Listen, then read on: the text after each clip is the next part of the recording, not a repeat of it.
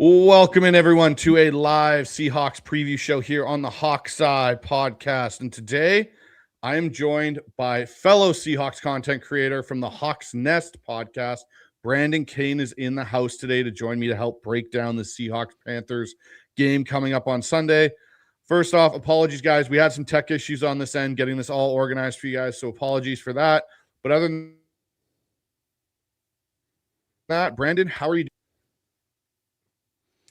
I'm doing good. It's definitely an exciting time of year to be able to be in the playoff hunt, but not only in the playoff hunt, I got the team in as good a position to really make noise than we've been in over 10 years.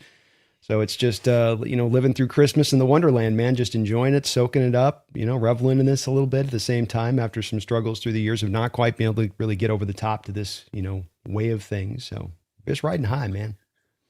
Yeah, man, it's an exciting time, and it's exciting because of how quickly it did turn around from a massive organizational shapeup for the Hawks to now we're talking about a team that has the opportunity to be the number one seed going into the playoffs if they can finish off these last two games on the right note. So before we get into the show, before we get into your guys' comments and questions and such that me and Brandon will take throughout this, I ask you guys, if you haven't already, please like and subscribe to the channel.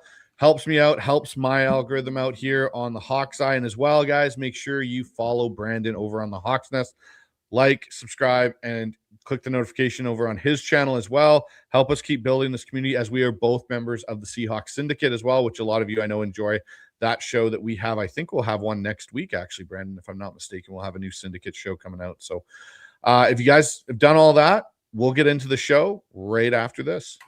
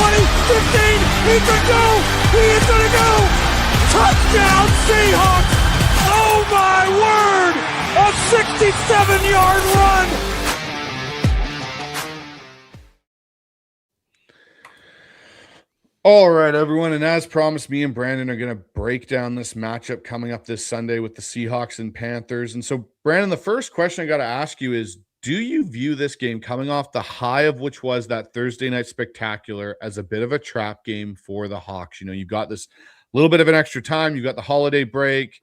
And you got a Panthers team that's basically fighting for their playoff lives. There's no guarantee for them. They've still got the match with the Buccaneers the following week after. How do you view this matchup coming up?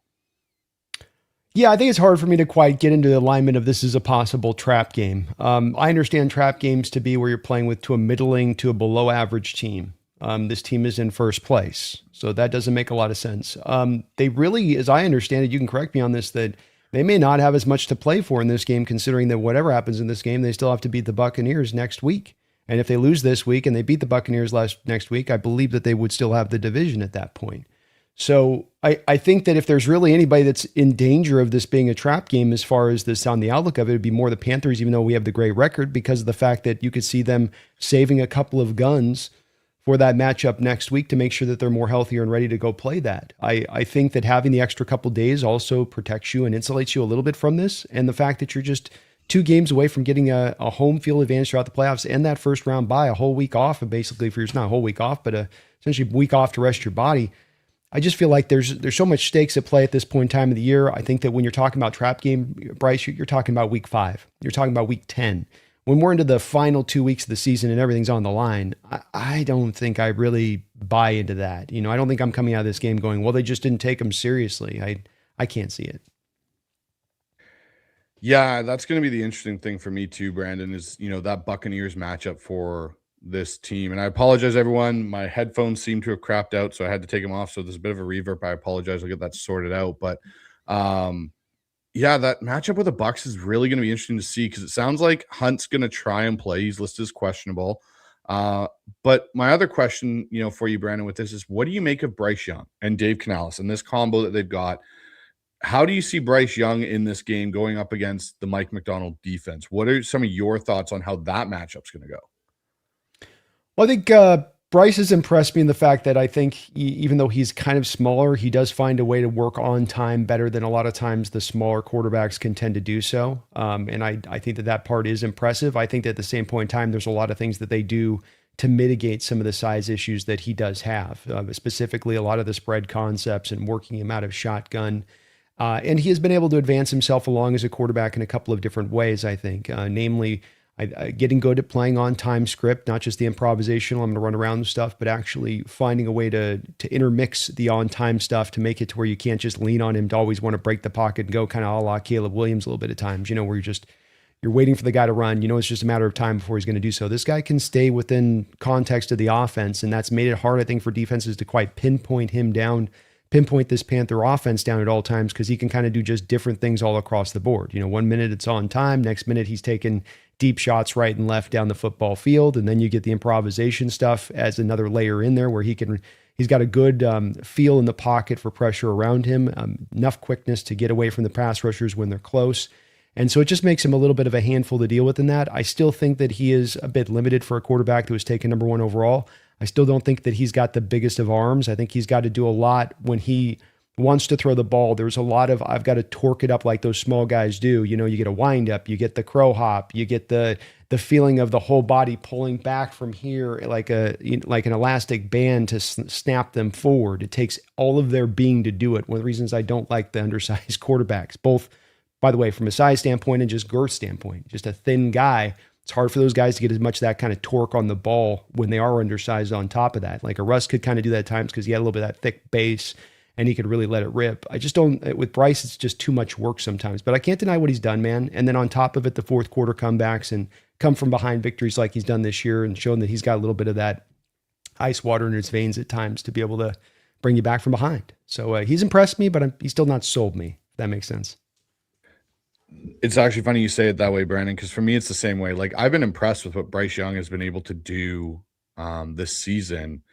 It's just one of those things where, again, to your point, the crow hop, all this power he's got to put in the ball just to get it to go, where most guys can just kind of stand back there. Like you look at Sam, those deep intermediate throws for Sam are no problem. Where Bryce Young, it's more of a, is it going to get there? Is it, something where he's going to have to throw this on a line with then less of an arc?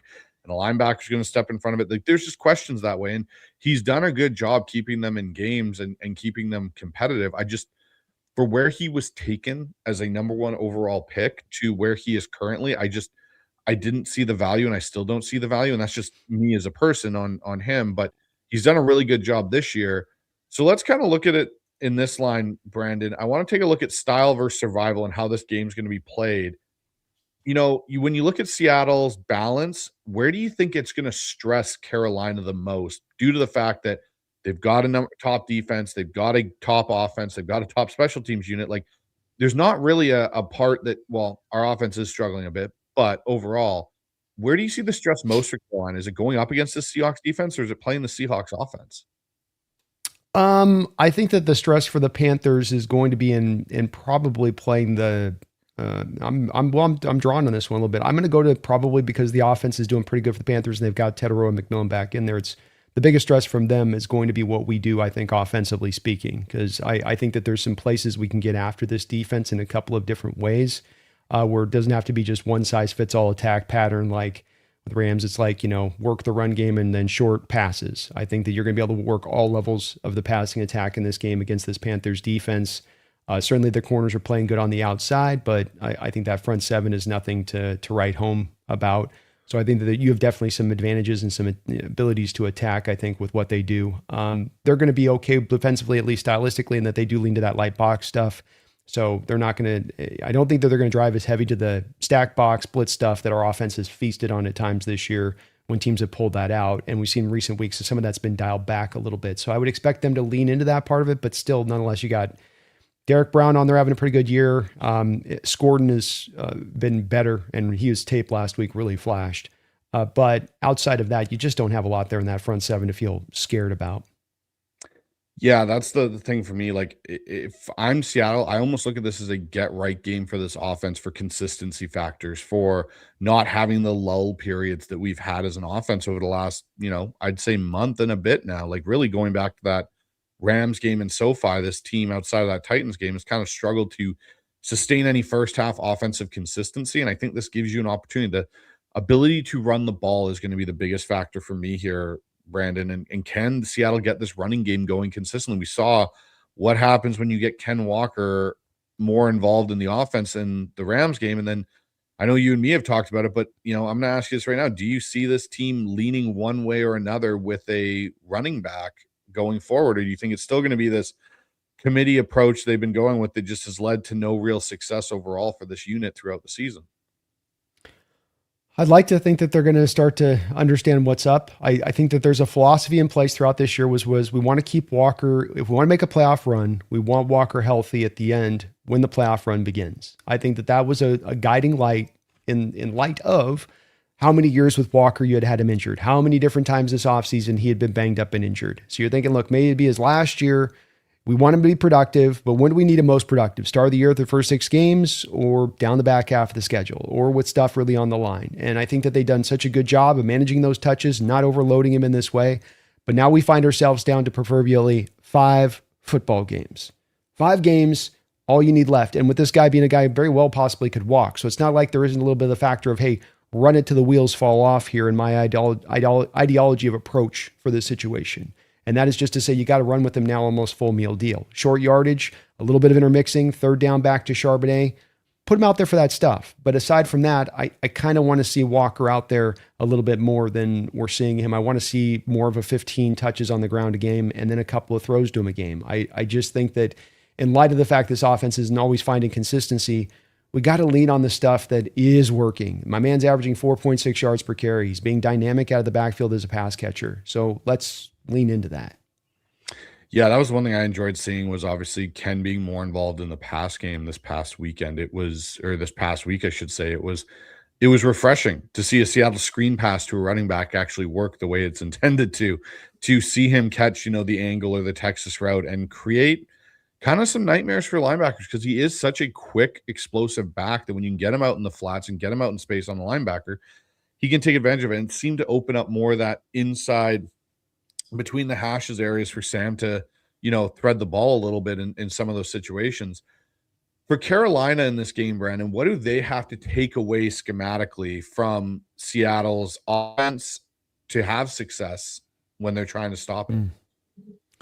Well, I think you definitely want to get Sam into a high volume passing approach if you can. You don't want to give Seattle the easy out on this one, allowing them to sustain themselves in the running game. And because we've shown we'll stay committed to it, and we're going to, if it's there, we'll go with it. So I think you've got to, from a Carolina standpoint, find a way to take away the run. This is where we come back to, though, they want to run light boxes, and can you stop us with the light box? I mean, even last week with the Rams, 3-4 looks plus the safety down in the box. I'm sitting there going, geez, you guys don't trust your run D at all, do you? With all that congestion down there. And we've seen a lot of teams don't, whether we run the ball good or not. They just have dealt with us like we've got Derrick Henry in his prime back there sometimes. And that's not what you would think by the way that they set this up.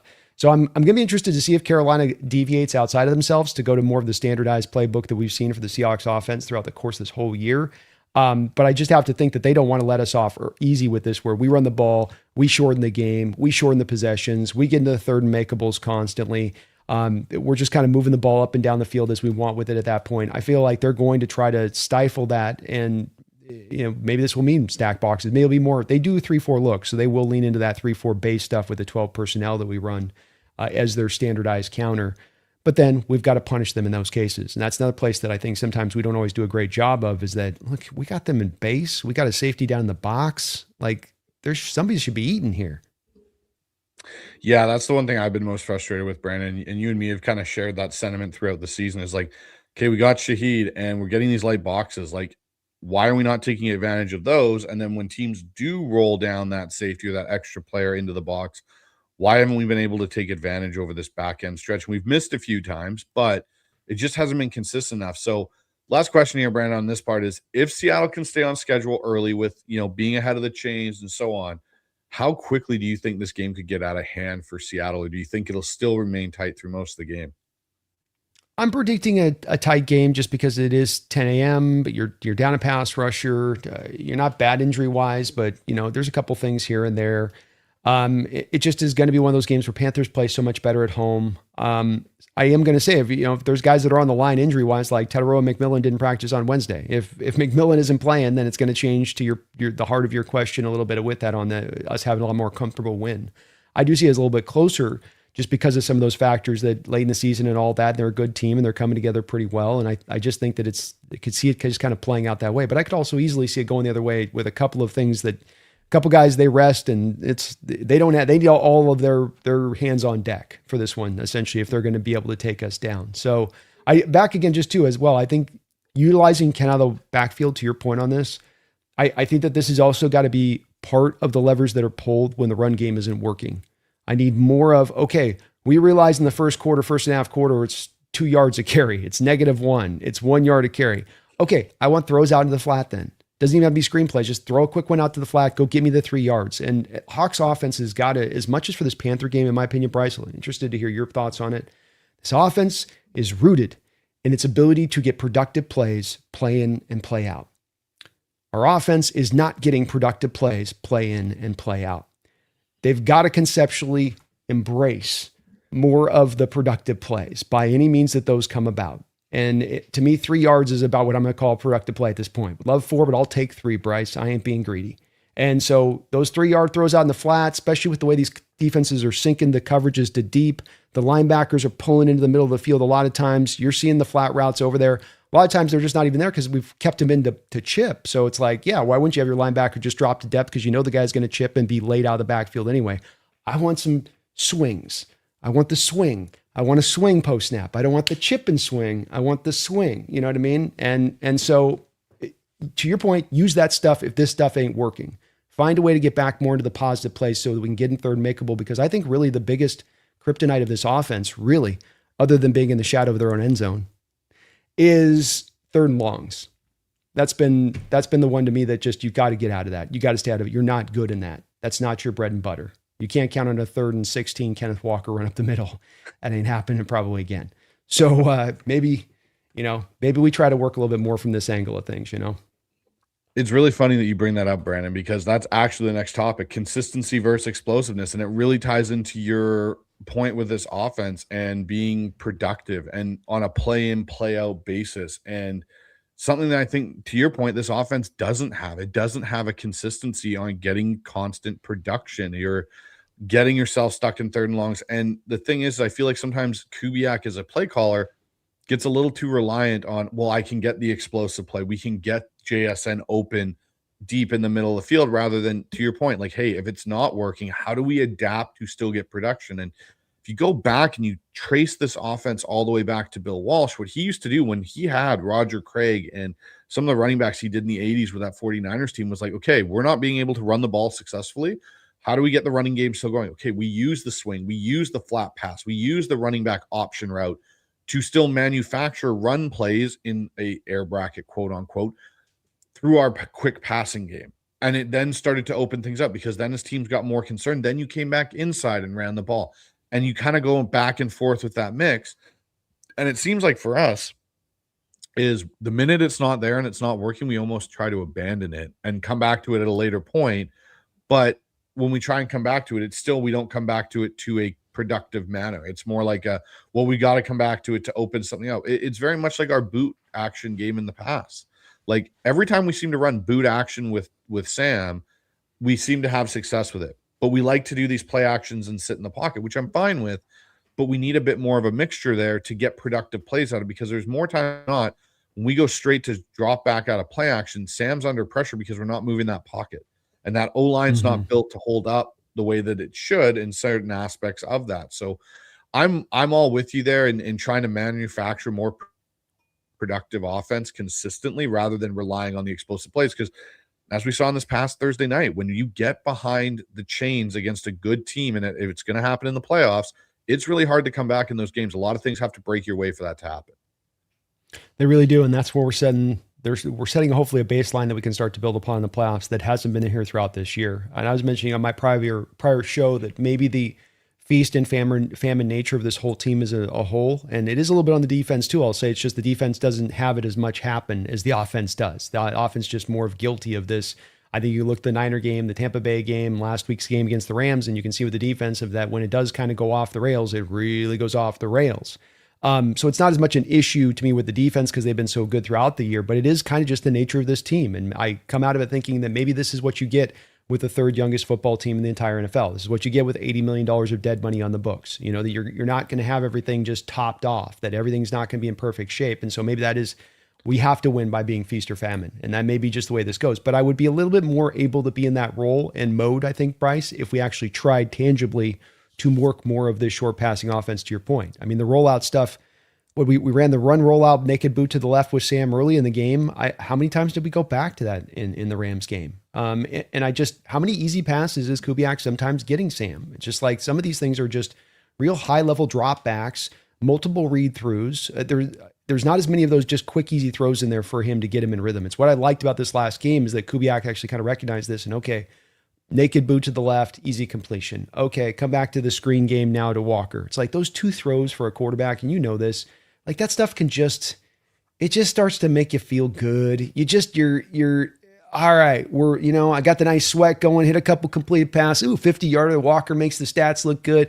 It just kind of gets the mojo flowing. And I say it like it's like pitchers in baseball where they need to get into a rhythm. You can't just walk these guys ice cold and be like, hit the 20-yard post, hit the 15-yard out route with the first throw of the game. Like, let me just get a feel for it, little coach, Let me take a hit to the chops once or something, But Kubi will sometimes just drop us out like the Rams game, the first one, where it's like, here we go, 7-step drop city, baby, right from the heart. Yeah, I know. And that's one thing, that as even a quarterback myself and as a coach, I like to get my guys in a rhythm and in a state of flow with the game before I start asking them for, hey, I want you to throw the out and up or the post sit that's 17 yards downfield. Like, let's get you in some quick, rhythm throws. And the one thing I also will say to this, Brandon, when we talk about the consistency versus the explosiveness, I look at the interceptions that Sam threw in this game versus the Rams, for example, and I know there's people that want to put it all on Sam, like, oh, you shouldn't be making those throws. And well, a lot of it is tendencies of Kubiak in his play calling in a lot of ways with those particular areas of the field and down and distance and what he likes that defenses are starting to pick up on, especially good defenses you will see in the playoffs with good defensive coordinators, which again, I think at points with Kubiak, because he's never been in this situation where he's been on this successful of a team before, he's not used to that where teams are more or less picking up what he's putting down in some respects. Like, especially the first one, like that corner had an idea, the nickel had an idea of what was coming for him to play inside leverage on Cup and then fall out of it to the outside slant. You don't do that unless you know tendency down and distance and are coached up to, because normally you play the inside as you were and basically baited Sam into that throw. Same with the double rat defender drop with the D end and Kobe Turner both dropping into inside breaking route lanes. Like, again, that's not something you do all the time unless you know relatively down and distance. This is something they're going to try and run as a quick slant into JSN or somebody. I wonder if that's a situation where Kubiak now has to elevate what he's doing in those situations and have a double move built in there where it's a, Shaheed on that double slant concept is really running a slant and go to create some of those opportunities when we're put in those third and long situations so we can actually get out of them. Well, that's a great point on that. I think that the slant and go stuff hasn't been enough in this offense because there have been teams squatting down on some of the shorter stuff with us kind of all throughout the year. And if you think about it, I mean, when was the last game we took even a deep shot? I'm talking a 9-route deep. Just a shot, just a try. Yeah. So it's like, okay, so you've had 6 games, you haven't taken one shot deep. Do you think defenses start to, after about game 5, start to realize you're not taking shots deep and now they're going to start to crust the coverages up? And that, like, so it's a little bit of like, you got to keep teams off balance. And it's kind of ironic because he's a guy that likes to take shots, right? And Kubiak, I think all your points on that earlier are correct. He's a guy that's a little bit hyper fixated on getting outside the West Coast offense and getting into shot city, and that you don't have those shots on there because they're squeezing your route. So it's a weird dichotomy with him at times. And that's the thing with Kubiak. I love him as a coach, but there is some weirdness there to him in how it all kind of blends together a little bit. And he's a young coordinator too. I think he's still really learning and understanding how to do this. I mean, that's the part of it. You learn by the mistakes. Okay, they're picking up on this. Okay, I got to, change over to this. But the double moves is a great one, man. I stop and go, sluggo routes. Start to utilize a little bit of that, I think, because I think you're getting some corners jumping. Every time I've seen us use the stop and go over like last 3 years, it works every time, it seems like. Every time they go back, like the guy doesn't even have to run a crispy stop and go route. It's just like Puka didn't even run that crispy of a route on us in this last game on Job. It was a pretty but Job was like all over it and took the bait. And that's all it takes is just if you have the corners just so hyper fixated on going and get getting those picks and jumping those routes. But as a last point on this too, interceptions are oftentimes try to place on the quarterback. I like the fact that you're trying to build into this a little bit of Kubiak and Darnold and how this meshes together, where all interceptions aren't just created on the back of a quarterback, make bad decision, don't throw a ball. Some of this comes back from how he's been coached throughout the week and where the first read's supposed to go. And it's literally a short throw on timing based route. So it's not one where you're staring the read down. It's meant to be thrown with some anticipation. Well, and that's the key thing. And it goes back to that conversation, Brandon. I'm sure you've been aware of it throughout the NFL the last couple of weeks on this coverage read versus pure progression style of concepts that are in the passing game. And you heard Kirk Cousins talk about it at length and Kurt Warner and all these different guys. And when you look at those two particular interceptions for Sam, to your point, it's an anticipation-based coverage read throw. This isn't like his touchdown or his conversion pass to Eric Saubert, where you watch him go 1, 2, 3, 4 to the backside to hit the check down. This is, I'm looking at what I'm seeing pre-snap, and I'm going there. There's not a lot of motion in the play. It's based on how their alignment. This is the throw I like. And again, to the point, that's where you give the defense credit for the way that Shula's coaching them up to have it look away for a quarterback to get a read. And I'm reading this defender and where he's going, and he's inside leverage. So now I know that corner's outside. I'm throwing that ball to Shaheed. It's catch 1, 2, 3 ball. There isn't, I'm waiting and seeing if that window's there. And if it's not, I'm flipping backside to throw something else. This is all about getting the ball up because your O-line is set to the timing of that throw in that rhythm as well with how they're blocking. And that's where, again, I look at, you've heard Matt Hasselbeck talk about it and other quarterbacks, like teams are starting to sit at the sticks and just sit there at 3rd and 8 and say, okay, cool, we're going to sit here. If you throw anything underneath, we're going to rally or jump it. And that's where I look at Kubiak and go, okay, as an offensive coach, you need to start seeing that tendency of, hey, when we play teams, they're knowing this is what we're liking to do here because it's something we've been good at. Now we throw that wrinkle in. Now we go, okay, it's a slant and go with Shaheed, or it's cup on a stutter seam down the middle, and we're opening that spot up. And then you'll start getting teams to back off sitting on the sticks. It's that cat and mouse game you got to play. You got to show them something different to get them out of it and burn them with it, or they're not going to. Yeah, and I think we should elaborate a little bit on the Cousins things. I'm sure you mentioned a little bit. I haven't actually talked a lot about it on my channel, in that he had talked about where he came in the league and where the sport was at for what the quarterbacks did pre-snap. And without getting into too much of the depth on this, let's layman terms it out. And essentially what you were able to do before as a quarterback, if it's 2013, is I walk up to the line of scrimmage and I can, by the time the play is snapped, I've got things not only to where I'm likely to go on the first read, I've half fielded it down. I've taken the field and I've chopped it in half and I'm going to be over here. Now that developed. So if I was going back into 1993, for instance, that was not what you were doing. This was the elevation and the evolution of offenses getting to the point where they could just take certain things that they saw as indicators from the defense to be able to then go to that read and have it be very, not just as that you're going to the read and that's what they're dictating you to do, but post snap, the read is true. Post snap, what you saw prior to the snap is saying, yes, you're confirmed in seeing this. There's not some crazy coverage switch post snap. That's what you're seeing. So what's happened is the defenses, of course, now fluctuate post snap from pre snap of their look and all across the board, and linebackers included in that, and Kobe Turner on spot droppers and zone droppers in space, right? And so now what's happening is that you've got to go back to the rudimentary style of quarterbacking into the early 90s of it being just progression based, and that the pre-snap read doesn't tell you as much. It is almost forced to be done post-snap. And I'm going all the way around the hood on this one, I know, Bryce, but because of that fact, interceptions is kind of where we started from on this. I'd like to know on your thoughts if you agree with this, and that in this era with this going this way and progression-based reading, like I want a half-field read it if I'm a quarterback. I don't want a progression-based read it. That's hard. That's hard if I don't, especially with pass protection sometimes being so dodgy and quick wins on the. So it's going to create an uptick in interceptions kind of all across the board in general terms in this way, in my opinion. I don't know, have the statistics on this season of interceptions in the sport. It does feel like there's a few more going this year than we've seen before.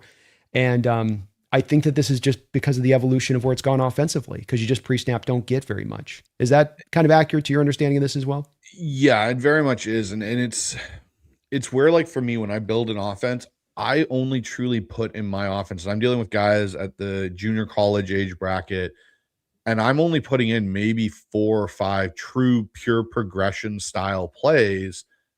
And then I'm trying to get them to that half field read as much as I can.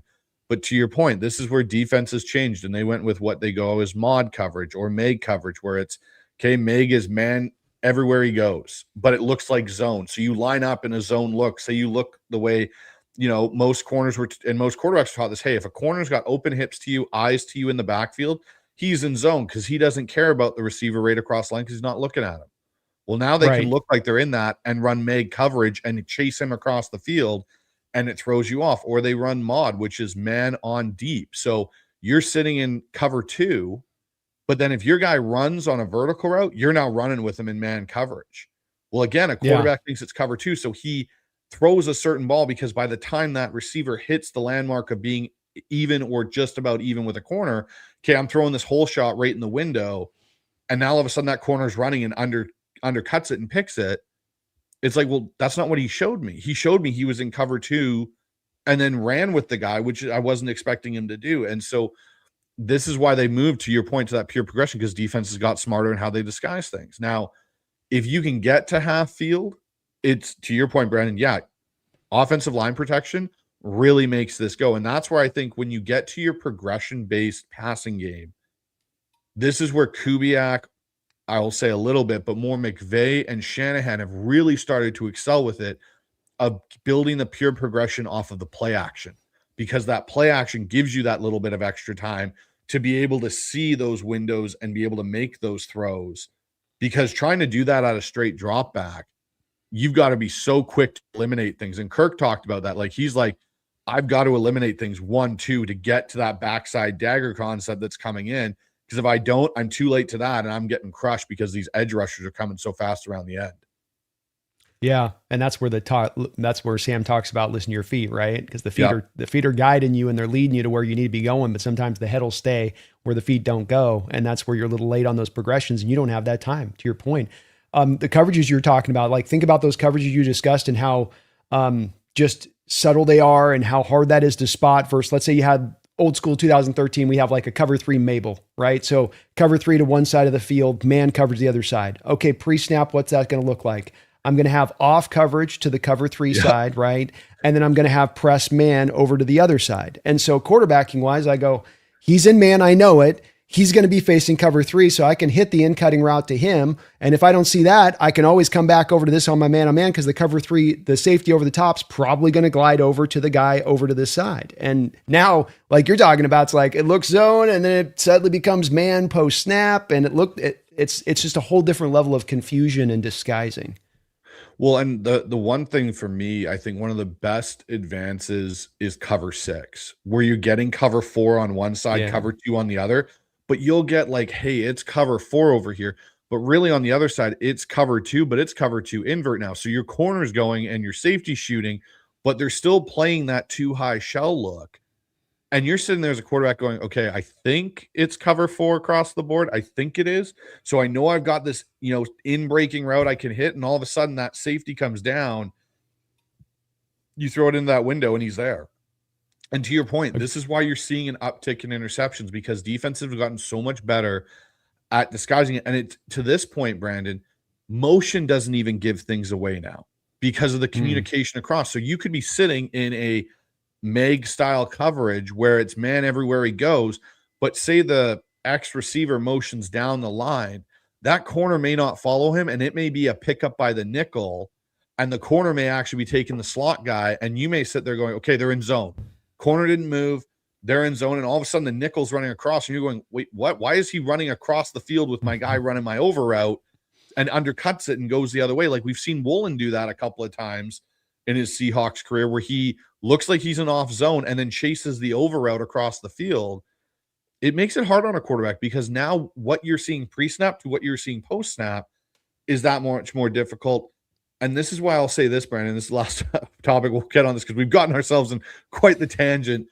I think this is why you're seeing a lot more of the successful offenses by McVay and by Shanahan starting to incorporate more drop back from under center and less shotgun pure passing. And the reason I'll say that is catching a shotgun snap, you drop your eyes as a quarterback for a half second to a second to get the ball and make sure it's in your hands. That's a second to half second you aren't looking at the defense. And that is a huge thing with the way defenses play now, that you lose that picture. You're now trying to speed up and process where everyone's moved to. When you take that ball from getting it right in your hands under center and drop to your 5 or your 7 step in a hitch, your eyes are completely down the field the whole time. So you can see that movement or that man coverage variation come in and be able to know, okay, you know what? I can't go to this. We don't have the right concept. I'm swinging it to my back and letting him do something to get something positive out of it. It's a good point. Rams have done a great job this year on straight drop back, no up from under center, no play action, which if we went back 9 years ago to when teams were operating from under center, that it was very rare that you're getting just a straight play action. If I went back to Holmgren did that stuff in 05 all the time. That was his bread and butter within the West Coast offense. But then 10 years later, it guided into more of, we're not going to run that. We'll just be in shotgun. If we'll be in shotgun, and if we're under center, it's either going to be play action or it's going to be a handoff, right? It was a little bit more simplistic in the designs of it. And now it's like, to your point, if I drop straight back, I'm not having to turn and hand it off. Or fake hand it off. I'm not having to turn my back to the defense as well. My eyes at all time are going to be on the secondary, and what they're doing is I'm trying to assess that post-snap stuff. Yeah, and that's a huge thing for a quarterback, is just the little half seconds you can gain offset depending on your offensive line's protection or the pressure that's coming. And it's key things like understanding where your pressure is coming from. We've seen it this year with Sam at moments where he does play action or something along those lines, or even out of shotgun, and you lose where that pressure is coming from, or that stunt. And if you're, as a quarterback, sometime in those protections, your job is the unblocked defender. Well, if you lose him for that half second, you don't know where to go with the ball, because what quarterbacks are taught, and it's still to this day, throw into the blitz, because it takes a bit of time for the defender that's going to replace the blitzing defender to get there. But if you're late, that's where you get those interceptions and those problem areas creep up. And so it's going to be an interesting ongoing conversation for years to come with the more defenses advance. What do offenses do? And I think, Brandon, this is why we're seeing that cycle kind of go back to the run game now and get teams out of some of those 4-2-5s looks and get them back into base, because it makes it easier on quarterbacks to read with 3 true linebackers on the field rather than the hybrid like our Nick Eamon-Wari. This is where Mike's going to have an advantage, I think, for years to come with him, is he's such a chess piece, because he can play will linebacker at his size, but he can also cover guys out in the flats and down the field as well.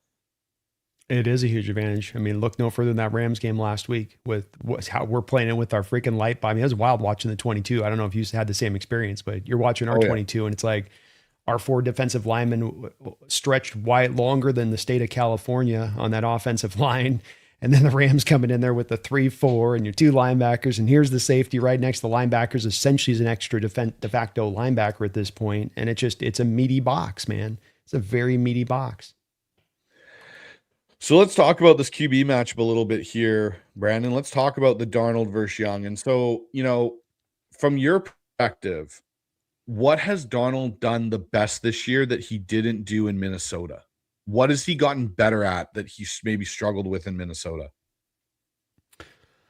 It's hard to say. I think that it's really more of just, there's improvements to me in minor points across the board with him rather than one massive place. I think that the footwork's even a little tighter. I feel like the accuracy has been a little bit more of an uptake this year overall in that way he's done that. But I think that there's nothing really major within me that I would say that he's gone forward, and it's just been very subtle things that just a little bit better, which has been kind of the case with him. I think when we look at where he's at now and why he's arrived here and what's happened through the years with him, is just keeps working on it. And every year he's coming in because he's putting in that hard work every off season. and coming out a little bit improved with it. And that the quarterback refinement that goes on, and look at Brady, for instance, and some of the skills that developed with him as he got into his 30s, and the efficiency of motion versus younger in his career, where the motion was a little bit wider, longer wind up on him, where he just probably got a little faster, certainly got better with the footwork. But I think it's like if you went from one year in Brady at 28, you went to year 35, you'd see this great, like, whoa, there was a lot of, I can really see it. But if you just go the year by year with it, it's like a plant growing, without that, where it doesn't quite look as clear, but it is occurring and is there. And it's one of the reasons I have a lot of confidence in him, because I think he does put in that real hard work. Whereas I think a lot of quarterbacks out there at times get in the offseason and it's kind of, they're on that diva mode a little bit, like the hay's in the barn. I've done the work. I'll do my stuff. But are you really going to grind? You're really going to still try to be in the pursuit of greatness. And I get that feeling a little bit with Darnold. Yeah, the thing with Darnold that's interesting is when I look at what he does in the offseason with Jordan Palmer, who I think is one of the best quarterback coaches out there. You look at what he's done with Josh Allen and, even to an extent, Jalen Milroe, from what we saw from when he left college to the stuff that we even saw this year in preseason with Seattle, you could see some of the improvements he had made in that offseason of work. The one thing with Sam is, I believe he was almost 7'10" at one point, Jordan was, and he talked about what him and Sam worked in the offseason, how it's not necessarily just about throwing the ball and those things. It's what are you dealing with in game that you're struggling with? And they go through his film from the entire season and go, hey, one thing you struggled with last year, Sam, was getting out and throwing on the run. Like you struggled getting that whole situation, booting out and whatnot to throw accurately on the run. What have we seen from Sam this year? Most of the time when he is now throwing on the run to his left, which is where the struggle point Jordan mentioned was, we've seen a pretty accurate quarterback throwing that ball to his left side on the run. So I agree with you to that situation with Sam. I think it's whatever he struggled with this year, I think you'll see growth in it next year. And I go to the same point of view. He works hard at it. He's not a guy that you're going to see doing a whole bunch of extracurricular stuff or putting the hay in the barn being like, yeah, I had another good season. I may be the only quarterback if he wins one of these next two games in the NFL that's gone 13 and wins on two different teams in back-to-back seasons. It's a situation where you're dealing with a guy that I think knows how much he can still grow and get better as a quarterback. I think the best thing Sam's done this year, in my opinion, is throw with more anticipation than he did in Minnesota last year. And what I'll say in particular is on in breaking routes. Last year, he was really good on the outbreakers to Jefferson and throwing some of those go balls and stuff. But I wanted to see him throw those second window anticipation throws with the right layer to the ball. And that's something I've seen Sam get better at this year, where last year I think he struggled with it a bit. And it's something that, I've been impressed with. So if pressure shows up in this game from Carolina, Brandon, how do you think Darnold and Seattle will handle that pressure if he starts to have issues with it in this game? Are you going to move him more in the pocket? What do you think the counterpunch will be for Seattle in that sense? Well, we don't always stay really consistent in moving the pocket when the pressure does tend to come. And I'm going to be very surprised if this week's the week that pressure does come, because of course this is not a defense with its 32nd in pressure rate. They're not getting pressure. Like Gordon's going to get a little bit here and there, but if we're allowing pressure to this team consistently over the course of the game, we got some bigger problems, I would say, within it. Yeah, moving the pocket would be great. I think throwing the tosses out in the flat and finding the easy completions out there is also kind of goes hand in hand with this a little bit. Finding ways to make the game a little bit simpler on Darnold in those moments when that does occur. And I think that though pressure's had its moments here and there throughout games for the most part, it's really not been, when he's had his struggles or problems, it's really not been by and large, I think mainly the pass rush getting home too often. There's too much pressure in his face. I think that's been a place we've done a pretty good job. I do backtrack it more to you get into the third and longs. You get in the situation where you're not running the ball consistently, so you become very one-dimensional. Kubiak gets a little weird with the play calling in addition to it. They're doing stuff that's kind of counterintuitive and doesn't always make a lot of sense for what's going on in the moment. And it all kind of wraps together, along with sometimes Darnold's decision-making on that can have a little bit of fluctuation on top of all of it. And it just sort of all the intermix is when it goes kind of wrongly. But yeah, those would be ways I would definitely dial up. I'd like to see those just naturally anyway, because I think that they should be just staples of the offense. I think we should run 7-8 rollouts a game. I do. I think that it should just be a commonality, and I think it'll help out the run game, and I think it'll help out get Sam free easy completions, and I think it'll help this offense get into third and more makeables. Like that first throw of the game. It's like, it's nothing complicated there. play action, hold the safety. Safety holds one beat. Tight end runs right by him, wide open. And it's going to work like that a lot of the time in that case. And if the safety goes quick and he goes to the flat fast, now Sam, go use your legs. That's the place that I need to see Sam down the home stretch really start to utilize. Use your legs in those moments. But if the guy's open, throw it to him too. One thing I'd like to see more incorporated, I know it's not a big staple in this offense, but I would like to see a little bit of that RPO action with Sam's legs to be frank. I know we talked about it with Milrow. Hey, this is how you can use Milrow in it. Sam's got legs, like 5 or 7 yards around the edge. If you can get it occasionally, might scare enough teams where they're not collapsing so hard on your shotgun run plays. Because that's one thing I noticed. I don't know if you've seen it in the 22, Brandon, but there is such a lack of respect for anything coming out around on our zone plays out of gun that if Sam keeps it occasionally, you might all of a sudden get a few more easier target marks for your O-line and blocking on that. I agree. I think that this is where Sam's been very hesitant, as we've seen so many quarterbacks at times get, even when they have good athleticism. Gino was this way too, where they just will sometimes they'll be fighting it like a petulant child to use their legs. And you can't be that way in this modern era, especially with defenses as good as they've gotten and as hard as they are as to deal with all of the pre-snap, post-snap reading we're talking about. And that you've got to find the ways where you can get those plus plays and those good plays. And if you've got the method to do it, you do. You're not a statue, to your point with Sam. You have mobility, you have athleticism, you can move around. Go get those yards. You had a game a couple weeks ago, 3 carries, 23 yards. Like just that alone, the impact of that alone and what that can bring to the offense versus you trying to make wayward throws in those moments instead that are going to be incompletions or worse yet, interceptions, because that's where a lot of that stuff comes into play too with this. I'd like to see him lean into it. I get this is a little bit like the Walker conversation. Your quarterback does want to run a lot, week 8, week 9. I do that too much. I'm going to take too many of those hits. We all see those guys going for the slide. We all see those defenders come in with the elbows, come in with the knees. Lamar Jackson just got his knee to the back, but that was on Lamar. He fell forward, so that's the problem with Lamar. But so a quarterback, you're going, look, I don't want 75 blows over the course of the year on these slide play throws, right? But okay, like Walker, you're 5 games down the stretch here. You're 5 games to a Super Bowl championship. Can you run for 5 games? Can you use your legs for 5? Can it make a little bit? Can you activate it now? And you'd catch all these defenses off guard if you did so. Nobody's going to be expecting it. Nobody's going to be putting a spy on you, Sam. It's right there for you. You just got to utilize it. Yeah, exactly. So, Brandon, let's flip over to the other side here and let's talk a little bit about this, dilemma for the Panthers offense. They're going up against one of the best defenses in the NFL. So, for Carolina, how do they try and have success this Sunday offensively versus this Seattle defense? We know we're down one edge rusher and Derek Hall, but what would you do if you're sitting there and you're Dave Canales, Brandon? How are you attacking Seattle's defense and in some respects protecting Bryce Young from what this defense can do? How are you going about that? What's your game plan look like? Well, they are already a team that likes to run inside quite a bit. Rico O'Dowd is a very strong runner on the inside. Chubb is more outside.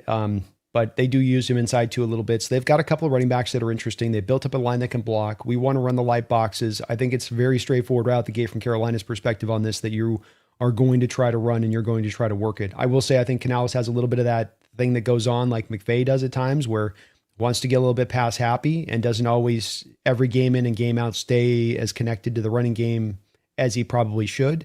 But with that said, I still think from them, they're going to look at it with our light boxes and say, this is where we can go at them. They've got the 12 personnel they can run out there with you with a couple of tight ends. They've got a way of going big. Mitchell Evans and the other guy they got out there who I'm spacing right now, who's pretty decent.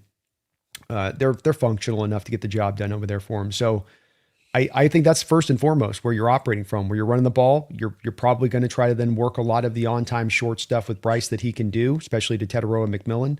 Because McMillan's not a guy that needs a lot of separation. He can create separation, but doesn't need a lot of separation. And I still feel good about my outlook at him because he was a guy, I don't know if you remember Bryce, a lot of people were like, he's not going to be that. He's the final year. And I said, Mike Evans. You think Teterow, think Mike Evans. Exact same player. And he's having literally the exact season Mike Evans had as a rookie, almost note for note. So I think he's going to be that guy for years to come. He's a problem. Even when you have him guarded, he's not guarded. And I think it'll be an issue in this game if he plays. But good news being you don't have to really worry about the rest of the receivers. The only problem is, though, much like we don't put spies on mobile quarterbacks, we don't double team, as we saw last week with Puka. We also don't double team number 1 wide receivers. It's just not in Mike's DNA. Yeah. And so if you were to if you're sitting there and you're looking at, McMillan there, Brandon, are you putting Reek on him to follow him during the game, or are you splitting that up between Witherspoon and Reek throughout to deal with McMillan? Um, I probably try to let's see how the game goes with both of them just in their natural positions, where you keep them to one side or the other as far as how they are rather than making them travel and have to sort of change the defense around. Because I don't, Woolen hasn't shown quite enough this year to fully feel like, well, I put him on a bigger guy and he'll totally just, be able to cuff him up. Maybe, maybe with Woolen. He has gotten better down the home stretch, but he does have the knee injury too. So probably you just look to keep him to his side of the field and Witherspoon to his side and just go from there and then adjust as the game goes along. If you find Woolen's in his bag and he's got him well, then maybe you lean into that adjustment then. So I got a follow-up with this secondary group for Seattle, Brandon. How much has Josh Job's play over the last few weeks started to concern you a little bit? Not as much, to be honest with you. I thought the Puka Nacua catches last week were really coming from blown coverages. Xavier Smith, big shot over the top, was a blown coverage. And Mike seemed to indicate that he put too much on their plate throughout the course of a week on a short week for Thursday Night Football to get these intricate coverages executed in a game like this on such short notice. So my read on is I'd love to hear your thoughts, but my read on it is that I'm watching the 22 and I'm just seeing awful zone drops. And when the defense goes bad, it goes bad by, in my opinion, getting too heavily built upon zone and not intermixing any kind of man, being heavily predictable then for the opposition to know you're going to get zone almost 24/7. And then you get spot droppers to space to nowhere, like the Tampa Bay game, where you just have guys dropping to a spot, but they're not actually picking anybody up. And it looks awful on film, especially when Puka's going for 225. Nobody even picks him up. You just have guys just floating backwards.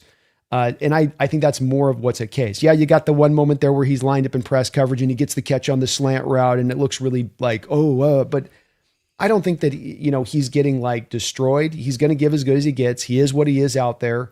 Woolen's had the back and forth this year too as well, so it's no guarantee, he's even better. I trust in the coaching staff, whoever they put out there right now, quite frankly. I would have, from a game plan standpoint last week, and this is something that drove me, I would have gone more man. I would have gone more man with Witherspoon on Puka. Especially just man to his side if you want. I mean, that would have been what I would establish this whole game. That would have been easy on a short week. Just be like, all right, you're taking Puka this week. We got no other threats all across the board offensively. It was a little bit odd watching how they ran that, in my opinion. But yeah, that was the thing for me. Like there was the one rep, I think Job got beat on the double move by Puka where Stafford overthrew him by 3 yards. It would have been an easy touchdown. The thing for me is I thought Job, again, I thought he played well, but there were points where I'm just going like, it makes more sense to your point to go man. I'd like to see Reek out there because of his speed and his ability, whether that's covering the opposite defender of Nacua and letting Witherspoon go man on Nacua. There's things Job does where I look at him and I go, that's really good. Like that's the guy we saw the first couple weeks of the season. Then there's points where I go, and that's why you're a third corner and fourth corner on a team because you just consistently can't stay correct all the time. And it's one thing where it'll be interesting to see, Brandon, what Seattle does at that position in the offseason, if do they add to that group? Because one of the guys that Seattle did have in that competition when Mike first showed up here was Mike Jackson, who's now on Carolina. And obviously there were some comments this week he made about how Seattle traded him essentially for a bag of chips and so on. Do you ever look back and wonder, was that the right move of moving on from Mike Jackson? I know it wasn't a direct correlation, in and out Jackson for Job, but would you have rather seen Mike Jack in this offense or this defense, I should say, over Josh Job? No. Michael Jackson is a cover 3 corner. He's a cover 3 off corner. That's where he needs to be living. Panthers run as much cover 3 as just about anybody in the league. That's the reason the move was made, is it's about schematic fits. And while I'm lamenting the fact that Mike McDonald doesn't play enough man for my taste, he does still play man coverage. And if you put Mike Jackson in man coverage, he's going to get his butt whooped. So that was the driver of it. He was on the final year of his deal. You didn't have multiple years of club control. I think Mike's kind of getting lost in the sauce on this as well, because where you had your cornerback room at that point did not provide Mike an opportunity to really get playing time. And then Seattle moving him. This is part of why I say John Schneider's a very pro-player friendly organization, is that they will move guys at times to give them opportunities in spots as well as making the trade. So everybody's caught up on Michael Barrett. It wasn't really about getting Michael Barrett as 7th round pick. 7th round picks don't rarely do anything. It's as much of just He's not a fit for what you want to run. He's not going to be able to do the man stuff. He's got to be in a very particular box to do what he does. He's been fine for the Panthers, but it's not like he's over there locking the world down. I think people just saw the Stafford interception a couple weeks ago and it had them like, over the moon. And it's like this, I always say, be careful on just getting caught up on just one particular play. And look, he's playing solid. I think he's their highest rated PFF guy by set at 74 defensively. I might say that speaks to more about how bad their defense is. But he is his own guy, right? Isn't your outlook on this as well? And I just don't think he's got the fluidity. Part of what Job does is he has the fluidity to do the different things in this defense. What Woolen can do in man and zone, what Witherspoon can do in man and zone. You got to have that in this defense. You got to be able to do a multitude of things. You can't just do a specific thing. No, I agree with you. The one thing I will say, I think for me that I did like about Mike Jack was I did like his zone coverage is a little bit better than Joe, but I think this is to your point. He's very much a cover 3 zone corner. Like that's what his bread and butter is. It's what he's comfortable in. When Mike Jack got put in man, he struggled. And that's where teams would try and catch Seattle a lot of the time was when they would have him in man line alignment covers on defense. No, it's one of those things, right? It's always that interesting thing because he was the third corner for a lot of time in Seattle and Job kind of came in and took that role. So I wanted to get your thoughts on that. Again, I think there is a potential upgrade solution, whether it come from the draft or something in that regard at the third cornerback spot or second cornerback spot, depending on if Seattle does keep Reek Woolen this offseason, which I know is a topic we'll greatly discuss coming into the offseason here, Brandon, because I know you got your views on it and everyone's got other views. So it'll always be good to get your thoughts on that. But let's take a look at this mismatch and where Seattle can kind of break this game open. I think the biggest mismatch in this game is who covers JSN. And I think that's the story all season long. But really in this game is how does Carolina try and stop JSN? Like, are you bracketing him? What do you do to try and take away his ability to be the number one receiver in the NFL that he's basically been this entire year? Mm-hmm. Well, it is a team like we're talking about, a lot of cover 3, a lot of off coverage. And I'm guessing that I don't think you're going to do a lot of double teaming because a lot of times the cover 3 safety's got to be back there center field and play both sides of the field when he rolls it that way. But you can maybe have the underneath defender as kind of the robber, the safety that's kind of underneath there to kind of buzz some routes if JSN's going to try to do the in-breaking stuff and work it that way. It's been hard to predict on this. Some teams stay hard-lined on just singling up JSN throughout the year. Other teams have embraced it. More teams have singled them up than they've doubled the embracing of the double teams. The double teams have come a little bit more often than they had early on in the year. So by general trends, to a degree, I guess there could be that, but it is hard with even though we saw this, the Carroll defenses, right? With his cover 3 proliferation, wasn't a lot of times we were rolling doubles that way either. If Earl's back there back in the day, he's got to run the center field drop, and that means he's got to play it true. And so, maybe that guy will come into my zone. Maybe it's going to be the guy to the other side of the field hash that I got to be aware of too. And I don't think that's going to lead them into doubling if I had to guess, but it is a little bit of a hard one to exactly know for sure on. So, if you look at this trench matchup in the trenches here, Brandon, which team do you kind of give the edge to? Do you give it to Seattle as a team with offense and defense, or do you give it to Carolina? Or is it a split? Say that again? So if you're looking at the trenches, okay, Seattle's offensive line and their defensive line versus the matchup versus Carolina's, what side do you think has the advantage in this one? Is it a split? One team's got the better unit on one side, or is it more dominated by one side?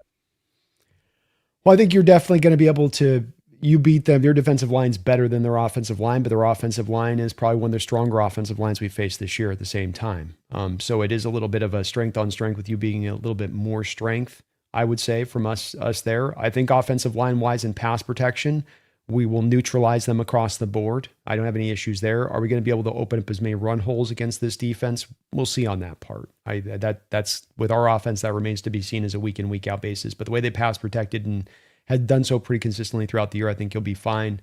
I think really with the Panthers offense, it's getting him to him in pass pro, especially. Got like Damian Lewis, road grader, can get after it there, but I think you can still get him in as a left guard. That's a mismatch to me, whether it's Leonard Williams or Byron Murphy out there, because he's always a guy that I always thought should have stayed at right guard. I know he's made his money there, and I know he's played solidly there. I think that if wherever his PFF score has been at the last couple of years of left guard, Bryce, I think it would have been up 7 or 8 points higher if he was a right guard and remained there from day one of arriving in Seattle. That's what he was at LSU. He fits the exact mold of what you look in a right guard for. He does not have necessarily the athleticism left guard wise, and Ike Ekwonu is more run blocker than pass pro. So you got that left side there, that blind side of the quarterback there for the Panthers, which is one which I think you can get after in pass pro. That those guys are going to give up some pressures.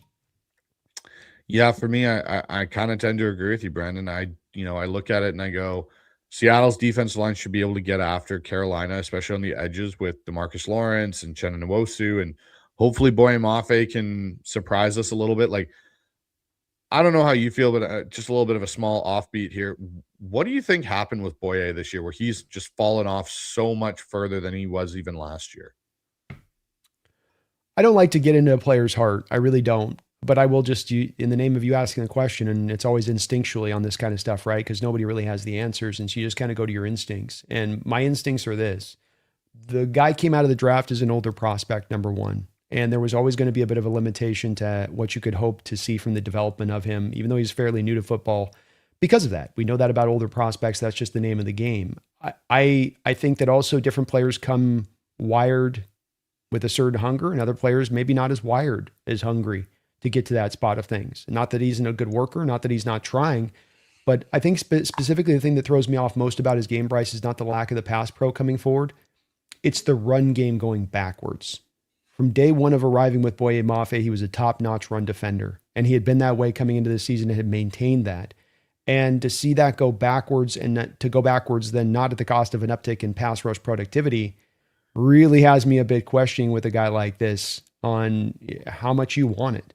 How much do you love the game? How much are you really interested in being better as a player? I don't like to bring this stuff up when I don't have solid proof, but I don't have another explanation for it when you not only haven't gone forward in your game, but your game's gone backwards and you can't chalk it up to a Achilles or torn ACL.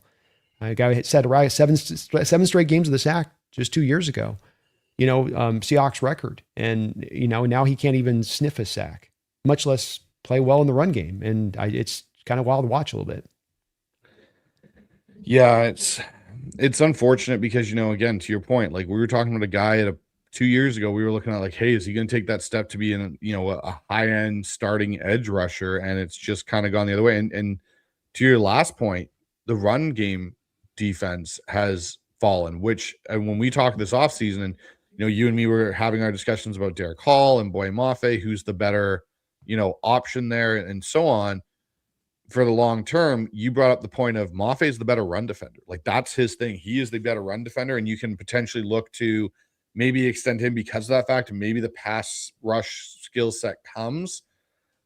And it's gone this year, and it's been really frustrating to see it go that way for Mafe. And it's something where I wonder this, to a point, who do you think they start this Sunday, or not start, but who do you think they activate? Is it going to be a Connor O'Toole or a Jared Ivey to replace Derek Hall?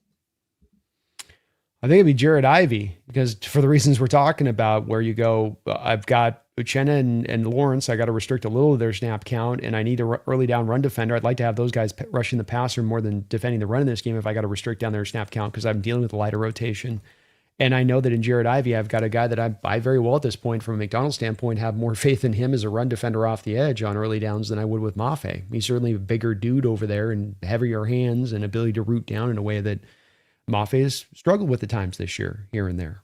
So I would probably lean to that being the way. I know the team likes Mike Morris, with the thing on this too. So maybe he factors in. Mike hasn't done a lot this year, but it's another big body who theoretically should be the big power edge on early downs to be able to hold up there against a tackle, because that's bigger than what they normally deal with.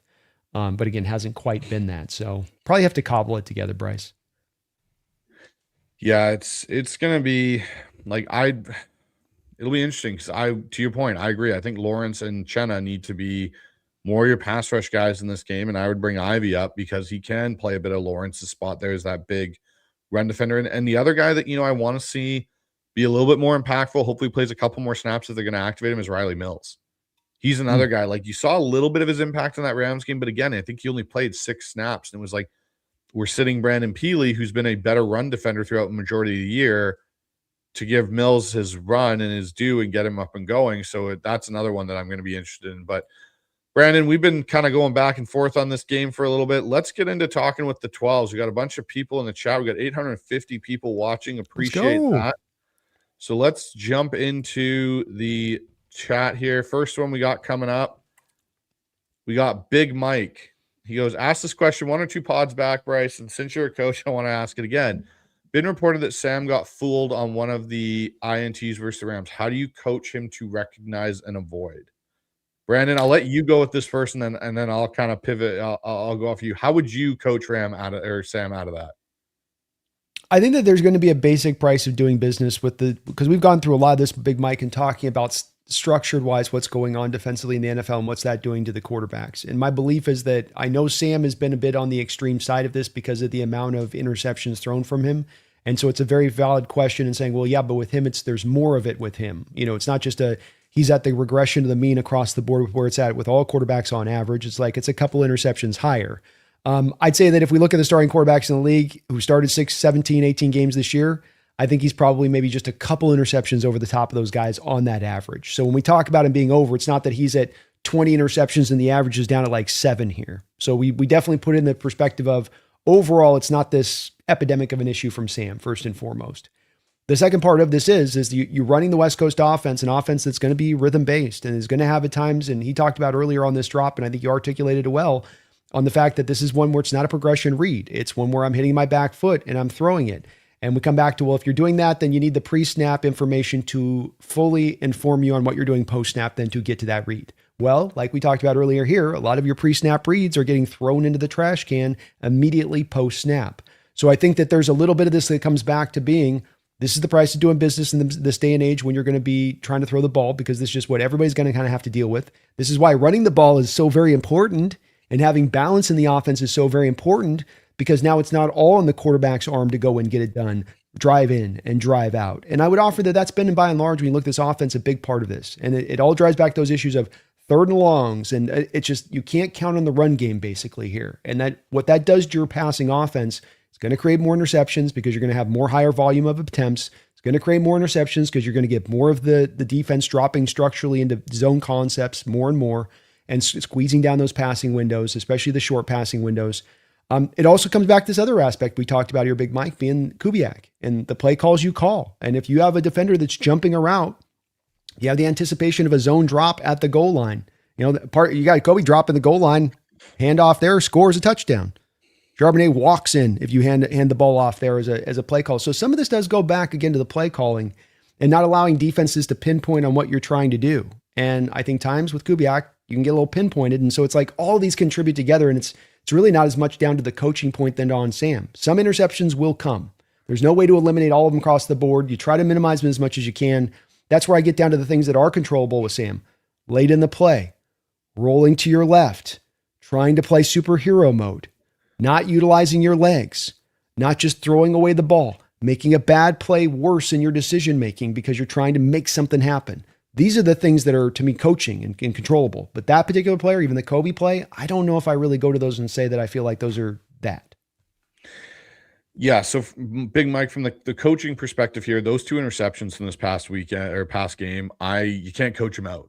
You can't, because they're pre-snap, they're anticipation based, and if he came to the sideline, I think this is what you see a little bit in some of the sideline reactions. Like, it's like, okay, crap, that the play didn't work. Like, that's more of it than Sam buggered it up because he made the wrong read and tried to force it into 3 guys to get it in. Those kind of situations where you're dealing with interceptions where it's, why are you throwing into 3 defenders late in your progression?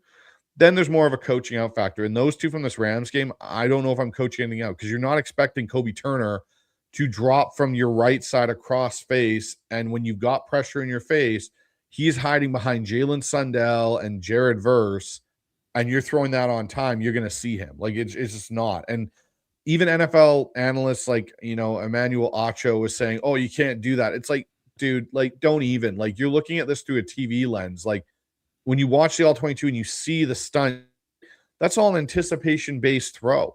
When you look at what Sam's doing, and, I look at maybe the Rams game the first time, the jump pass. That's a throw where it's like, don't do that. Take the sack. Yeah. Throw it in the dirt, take the sack. Don't try, and that's doing too much. But when you're throwing on anticipation, catch, throw off your pre-snap read, it's a 50-50 crapshoot if it's going to work or it's not going to work, basically, because the minute that ball leaves your hands, there's a bunch of things that could go wrong where it's going to be an interception. So And to your point, Brandon, talking about the interception. So if we look at Sam Darnold, he has 13 on the season. That puts him relatively in the same pact as Josh Allen, who has 10. Patrick Mahomes has 11. Trevor Lawrence has 11. Justin Herbert has 12. And Dak Prescott has 10. There we go. So you're talking about guys, like Baker's got 8. But we're talking about guys, that are throwing a lot of touchdowns. So if we look at the guys that have the most touchdowns right now, Matthew Stafford's the anomaly. He's the MVP of the league this year. I think you and me both agree on that. Agreed. Jared Goff has 7. But then the minute you get out of Goff and Stafford, you are now in that double-digit bracket of Prescott, Lawrence, Allen, Herbert. Bo Nix has 11 INTs, and then Sam's got 13. He's right in that cluster, and it's just the price of doing business now. I think it is. Stafford won a Super Bowl just a couple of years ago with 19 interceptions. And if you remember back in the 80s, folks, and you go back and go look at some of the Seahawks interception numbers from the late 80s, and guys getting, what was it? Kenny Easley with 18, 17 picks in 2 years, I think, at one point. So those guys were picking the ball off lot. Quarterbacks were throwing much more interceptions in the late 80s into the early 90s. What did we talk about at the start of this show? Progression-based reading and how hard that is when you can't actually remove different things from the coverage pre-snap to lower down and determine where you're going to go with the ball. And then the confusion that comes on the back of that on top of it. So I don't have the pre-snap read, and then I got ultimate confusion post-snap. If that's a 1-2 punch to lead interceptions, and there's no two ways about it. How do you get around that? You find as easy scripted throws as you can. You find a commitment to a running game to maintain balance so the defense can't pinpoint on the fact you're throwing on a hyper volumetric approach. And then that's a way you can counterbalance it. But even on that, it's still going to happen, especially if you're going to throw with anticipation, which, the other thing with this, Bryce, is those folks that might be out on these interceptions, when you don't throw with anticipation, you know what happens? You get some of the Russell Wilson offenses that we got through those years. Because something that Pete instructed to Russell Wilson was see him open. I guarantee this in the heart of heart. I know this almost without a fact. I've never been told. I know it in watching so much tape. He was told to see the separation, not anticipate the separation, see the separation. Well, the problem with that is that if you're going to wait on every throw to see the separation on the route, you're going to have a very up and down offense. Might have some big completions, might have some really nice shots down the field, sure. But there's going to be a lot of, that was a 3-and-out. That was a complete dud drive that went nowhere. That was a lot of like Russell looking. Oh, I'll break around and pirouette. Why didn't he just let it rip? He didn't see the separation, and he didn't want to throw him open. Darnold will throw a guy open. He'll see the separation. And I thought Mike did a great job of pointing this out on the Cooper Kupp route at the end of the game. And then he goes, look, all y'all want to go on there. And you can see Mike kind of addressing those folks that harp on the interceptions. All you want to sit there and harp on these interceptions. That throw right there shows you is one of the throws why we can't do that. Because you start doing this, press him down, play safe, don't do this, don't do that. He don't make those type of throws. And you needed him to make that type of throw in that moment. You need him to make these type of throws over the course of the game. Agreed. And I think that Sam Darnold throw to Cooper Kupp is probably the best throw of his career with the pocket, the layer in between two defenders, right in the only spot Kupp was going to get it. It might be Sam's best throw to date. And, to your point on the Russell Wilson thing, with my quarterbacks, when I work with them, when I coach them, it's you to be a successful quarterback have to anticipate windows and throw guys open. You don't get separation is this. Him getting one step outside, there's your separation, let the ball go. To your point with Russell Wilson, see him be open. You're not going to get a lot of opportunities at the NFL 11 to see guys be open. It's not going to happen. Guys are just too well coached on the defensive side. So I hope that answers your question, Big Mike, in a roundabout way. Me and Brandon kind of went into it quite heavily there. So hopefully that answers it. We've got Bigelow in here goes, I think he didn't correct this. Coutts, any relation to Oots? Unfortunately not. I really wish there was, because I'd be super cool to have a relative that is an NFL fullback with an awesome name, but ancient Scottish tribe. It differentiated back in about 700 AD. It was the Oots and the Coutts had a falling out that time. Yeah. They once were the Oots, were the Coutts, and they said we're adding a C because we hate your ass. Exactly. They stole some Belver pelts. I heard beaver pelts. Very, very true. Brian Myers in here goes, Max Crosby told by team that he's out this week, even though he says he can and wants to play. He has left the facility after the decision. So, Brandon, I don't know if you saw that whole thing with Jay Glazer reporting that, but basically the Raiders have decided to shut down Max, and Max didn't take too well to that. Yeah, people were insisting on on my chat even 3 weeks ago that and me saying we're going to make a run at this guy. I'm almost could guarantee you we're making a run at this guy, and they're like, he's not leaving. He's not leaving the Raiders. He will never. I mean, I had countless people in my chat saying there's just, and I was kind of surprised by it. Like, you guys are watching the way this thing's flowing, right? Like, they were dangling him obviously at the trade deadline. That's the point of us even having talks in the first place. Like, do you think John's even going past 2 seconds on that phone if they're saying no, it's not happening? So this is going to happen. And whether it's to Seattle or not, it's going to happen. And, is he being dramaed out to kind of make sure this can lock in? Maybe that's a little bit here is him just to make sure, hey, let's make sure this actually goes down. I could kind of make a kerfuffle here and be a little bit dramaed out to make sure this fully locks in. But it doesn't make any sense for him to hold on to him. They need draft capital. They've got things they're turning around. It doesn't even look like Carroll at this point is going to remain there with the Raiders beyond this point. So from his standpoint, does he want to go with another head coach? What is fourth and 4 years or something or go to an actual winner? He's going to want to go to a winner. So whether it's us or not, Max Crosby is going to be moved this offseason. He is not going to remain with the Raiders. And I was saying this long before this situation happened today. This is just more confirmation of it to me. Yeah, and this goes back to what I even heard during the trade deadline. I know I talked with you about that and some of the stuff I was hearing internally and the sourcing I have inside a couple of buildings and stuff, that this is more or less been where this is leading to. Is he's frustrated. I think the organization, to your point, like, they're not fielding calls and John's not making calls if there isn't something out there. There's way too much smoke now to this story, Brandon, in a lot of ways, that there's not a fire there that's burning. And it's just whether or not the Raiders are going to finally admit that the fire's there and it's burning. Maybe smart be smart to do it. It would be smart to do, because if you move him, you're going to get capital. They asked him, I think one of the reporters after the last game asked about, hey, you guys are looking for the top pick. And Max basically said, I don't give a bleep about the top pick. Like, I'm playing to win. That's my goal. And I think that was probably the conversations the Raiders were having. We're like, hey, we need to somehow get the number one pick. So, how do we tank without tanking? Max, you're banged up, you're hurt, you're not playing the last 2 weeks. And if we need to move you in the offseason, we don't need you with some sort of injury on your, recovery to water down your value. We want basically as much profit as we can get for you. I get it from the Raiders standpoint on this, and Max can bitch and moan about it, but from the Raiders standpoint, I completely get where they're coming from to take this approach. Like, yeah, that's why I thought they should have traded the deadline, is because what if he gets an injury and then you got nothing, or you're going to get maybe a first round pick at best for a guy that's in rehab, or it just isn't the returns you could get right now, which I think still maintain could maybe get the most haul for an edge we've seen in the last 20 years of football, if not ever here this offseason from a Raider perspective, given his age, especially if he's not going to demand a new contract because he just signed an extension last year and you've got 4 years remaining on a deal where has him very in an economical place. And I will say this, a little bit of him coming out and talking like this is a little bit of the reason why I want him, because this is not just merely a guy that's a really dynamic edge in this sport. This isn't just a guy that's really good at getting to the quarterback. It's a guy wired in a way that I think would fit very fruitfully in this locker room with the mentalities that you've already brought to bear. And you would be getting the most out of him within that environment, I believe, allowing him to even potentially take his career and his production to another notch, having the supporting cast that he's never had before, playing on a winner, which he never has before. Never understate that impact. We saw this with Carlos Dunlap on the trade deadline trade that we had with the Bengals before they started winning. Had a sack in every game with us after he came over here. We saw this in Leonard Williams when he came in here from the New York Giants and turned into another player, took his game up another level. We saw this with Quandre Diggs coming from the Detroit Lions. Eminently a bad football team, came here and became a Pro Bowler.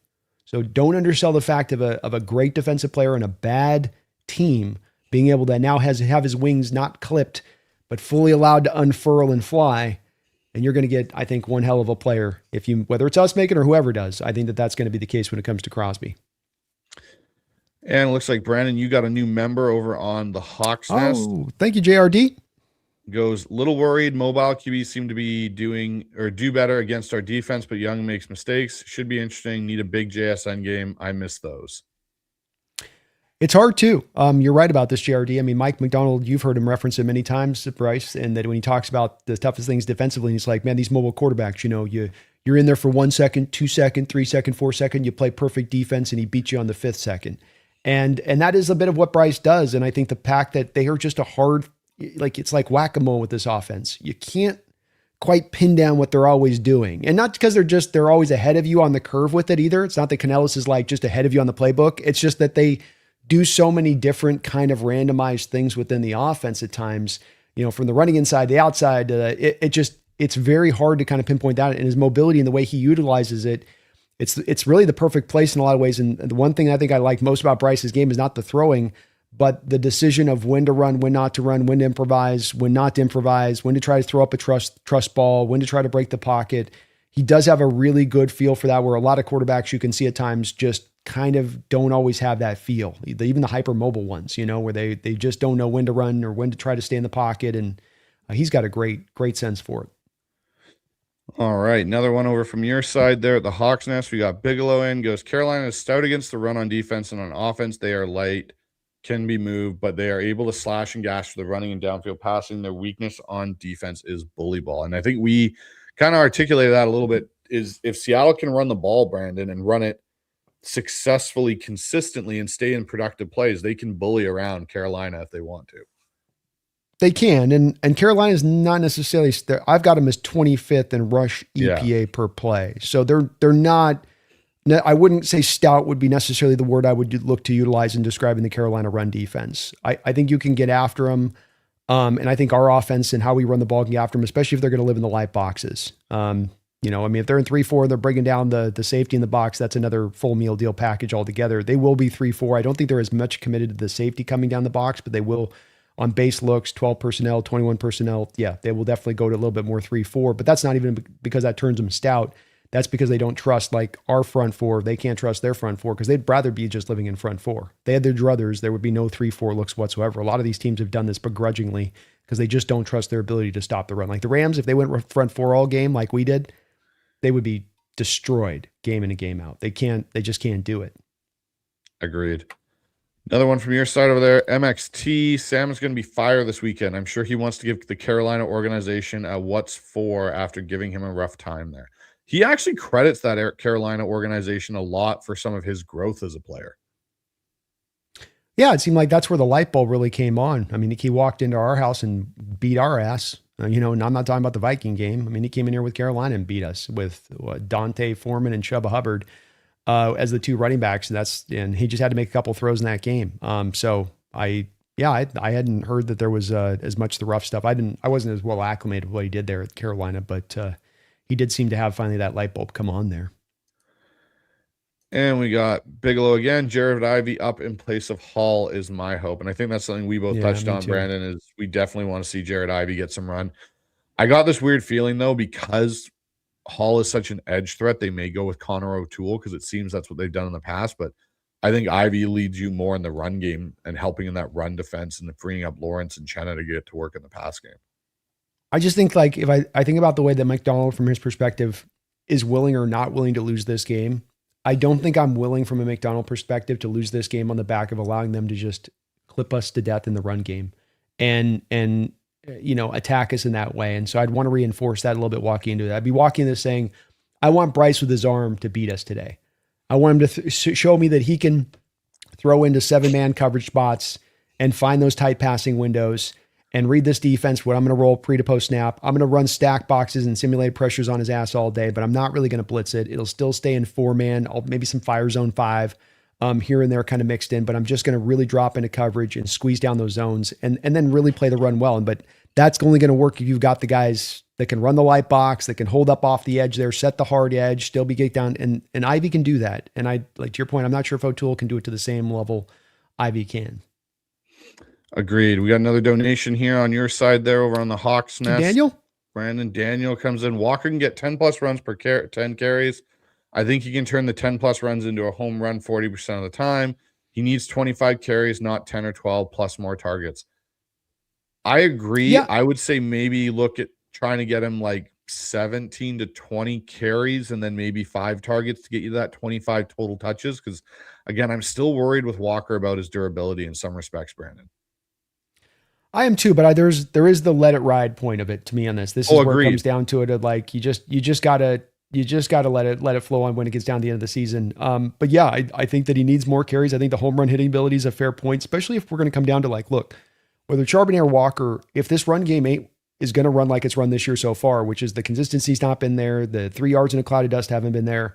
It has been a running attack that's been based upon whether Charbonnet or Walker in this account, by the way, both of them, it's been the same case on this. It's been more of, again, back to that feast or famine, boom or bust kind of rushing attack where it's a 20-yard run here. And then it's -1, 1, 2, -1, 3 yards, 1 yard, 0 yards. Oh, we got another 20 yarder, right? So back to his point on this is that, okay, if embracing feast to me, the feast and famine is to embrace the feast. And that is to say, okay, the run game might be famine, but this guy we're having in is a home run hitter. So when it does feast, boom, he might house it for a 55-yarder like last week. When Charbonnet feasts, he's going to run it for 20, 15 yards, right? When that's going to go to the top end of it. So this kind of makes sense on this a little bit on like, look, I'm just trying to, I'd love the balance. I'd love to get the consistency playing and play out of the offense and running the ball and just, hey, here we go. We're just getting yards every time. We're getting positivity. Here we go.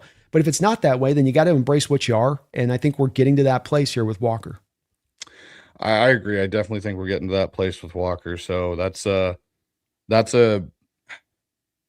thing for me with Walker where I want to see what he can do with a full legit workload, just to see, like, does he break down or can he go? Because I think it leads to an interesting conversation this offseason and what you do at the running back position, whether or not you give him some kind of, if he doesn't demand a full big time deal, do you bring him back if he's durable enough to handle more than what you've been giving him? I'm certainly, I'm talking to me. I'm certainly open to it at this point, because I think that there's stuff enough that we've seen from him in this offense to know that, stuff gets improved down the board, down the line. You get another offensive lineman in there.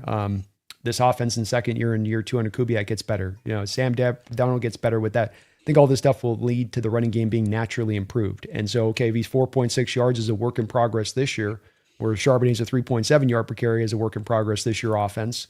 What happens when the offense is now into a humming state? Can he be to a 5.4, 5.5 yard per carry average? I think he kind of could. And that's where I'm open to it. I'm not going to break the bank or it's, he's got to be the number one priority.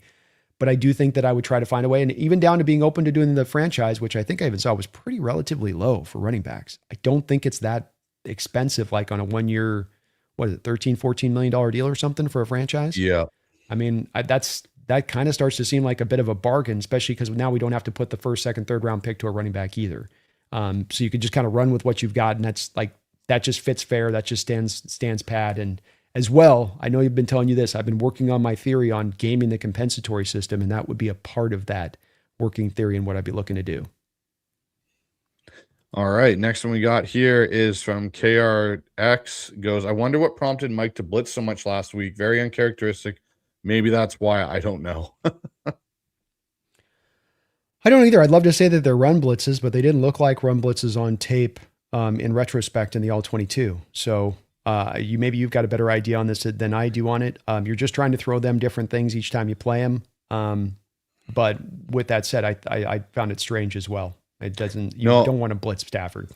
I did find it strange too, because for me, if this is a younger quarterback, I'm probably more in line with it. Okay, bring some exotic things, bring some different blitzes to really stress him out, especially at the pre-snap. Matthew Stafford's not getting fooled.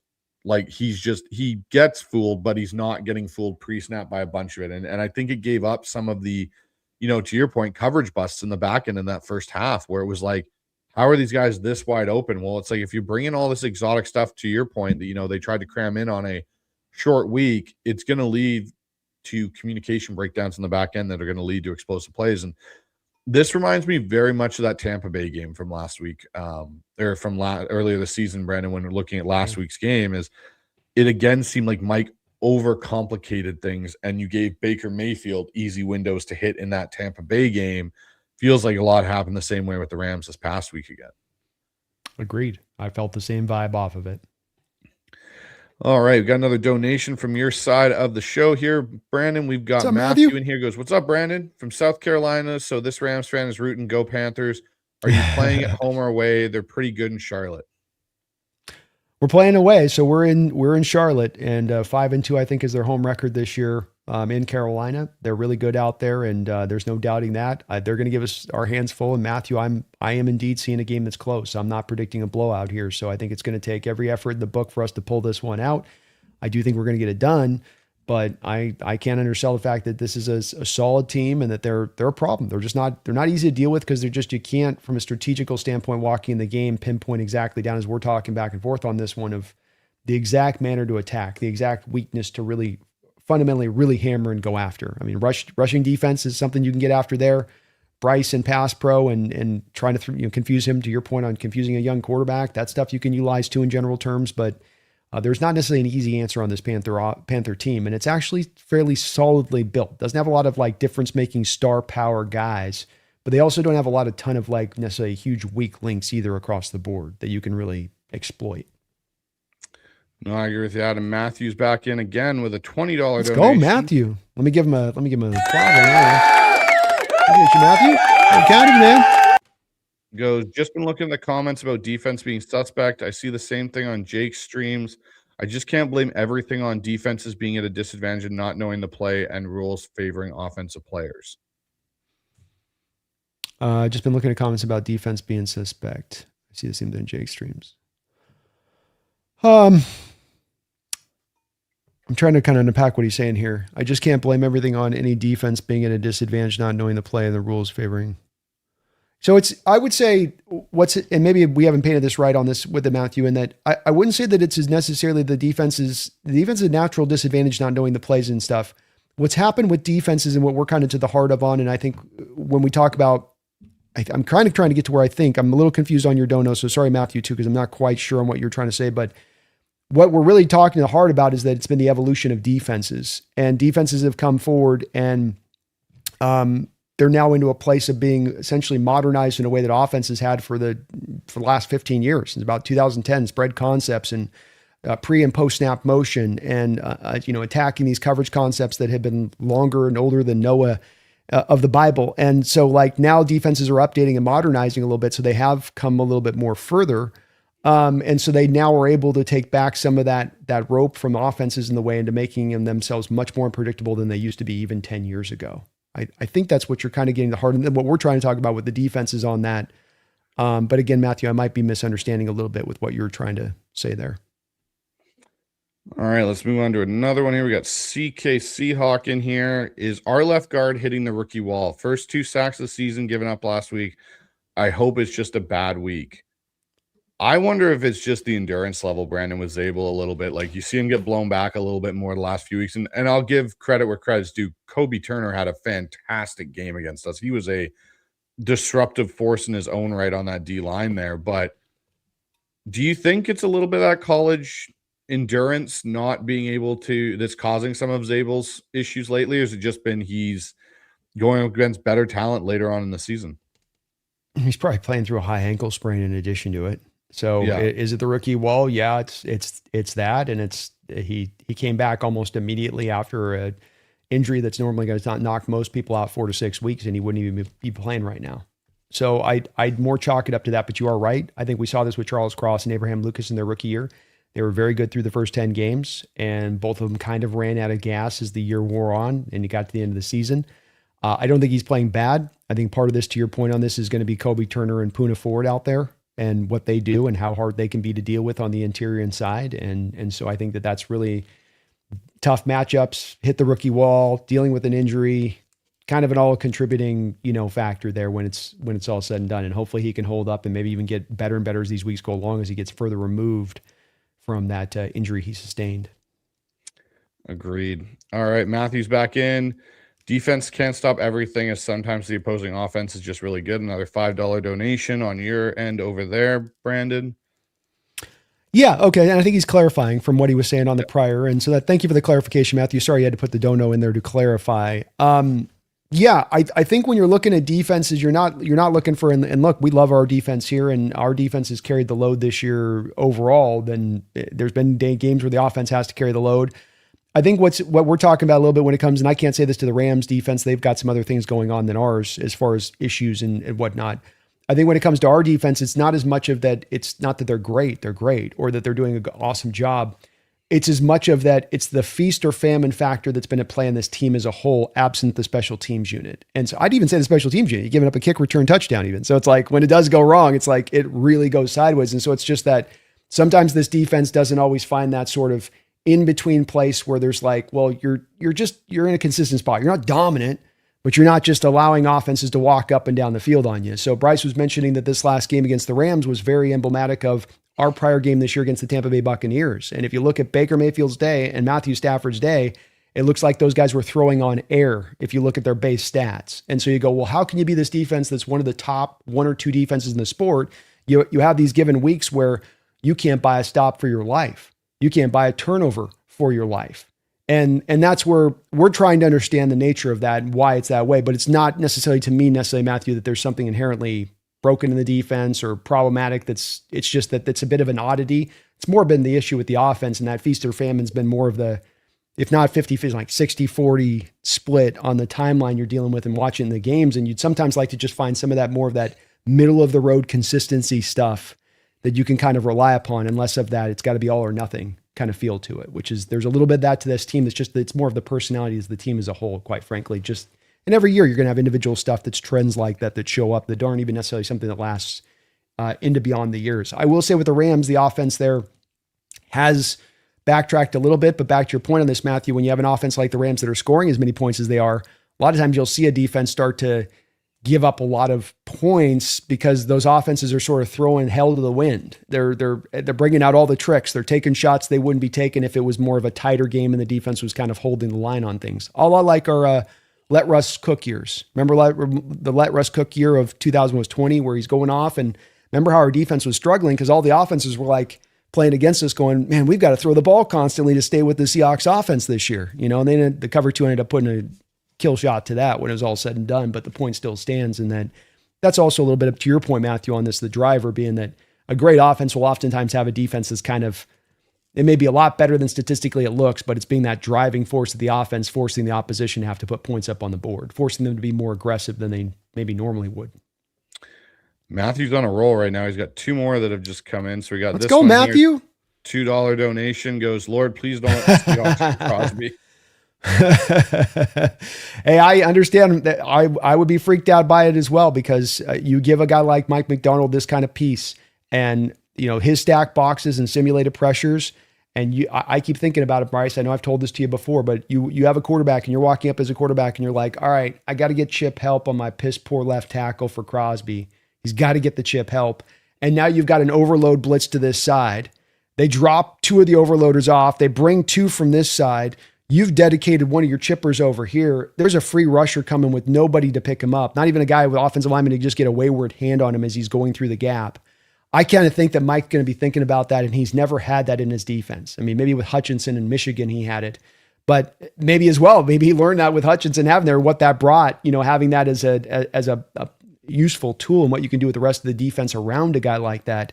On top of the fact that we just need edge rush. I mean, just on top of like what it could do for this defense, but Mafe ain't it.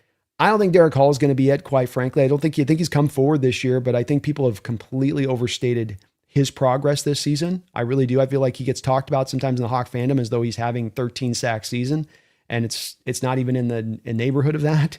It's funny, Brandon, for me with Hall is I've seen a better development in his run game as a run game defender. Then that's where I see the progression with him. Sure. I've never looked at Hall and been, he's going to be a 15 sack guy. He's going to be an elite pass rusher. I wanted to see the growth of, hey, are you going to be a better run defender? And you already are a bit better pass rusher. We need to see you produce, which he's had injuries and everything this year. But the big thing for me with Hall this year, and again, I'm not putting him in that category. I think he's going to be a B-plus player. That's what he's going to be on your D-line. It's the run game where I've seen the biggest jump for Derek Hall this year. I think it's a fair point, but I do think that the pass rush has not come on at all. I mean, at the end of the day, he's got 1 sack.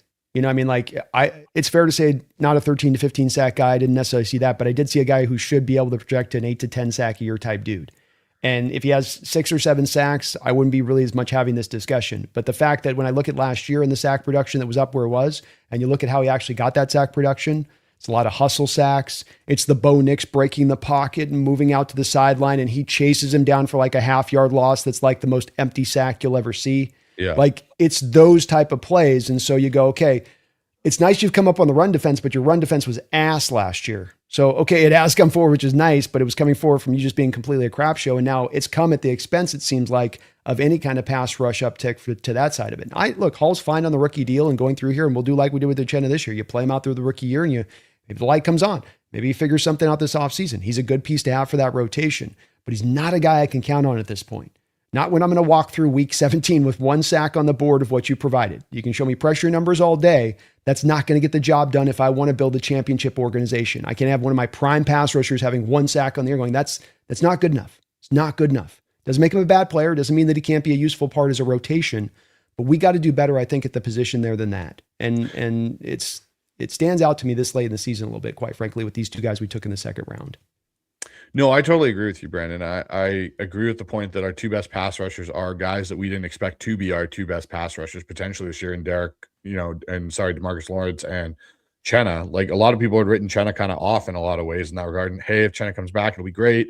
It'll be a great rotational piece. To Chenna's come back in his first 2 games back, or 3 games back, he had 4 sacks. It was like, okay, wow. Like, Chenna came back to being Chenna that we saw 2 years ago before all the injuries set in. But no, I'm in agreement with you. I think they need to go out and get an edge, and they need to look at that in the draft too. I don't think Boy Mafe is back. I think you let Derek Hall play out his contract. And to your point, if the pass rushing light does come on with Derek Hall and he gets 7 or 10 sacks somewhere next year at some point, and even if it comes on throughout the playoffs here and all of a sudden he becomes a force in the playoffs, it adds to, okay, this conversation needs to be had next year on whether or not we extend him past his rookie deal on a 2-year deal or something like that. Or are we looking more to get more production out of that group, which I agree with you. I think it does need to be looked at. So Matthew comes back in with a $10 donation. The earlier post was in reference to any fan base's comments about their defense. Sorry, kind of hard to clarify things in text. Sorry, yeah, I know there is the character count limit. Matthew, you're the man. Thank you again. Matthew, $5 donation. Sorry, you had to put the clarification up there on the dono. But yeah, it's you do got to give your defense a little bit of room on this, and that this stuff is still slanted towards the offense in this league. And the defense has pulled back some of the rope in recent years in this tug of war match that exists as far as advantages go.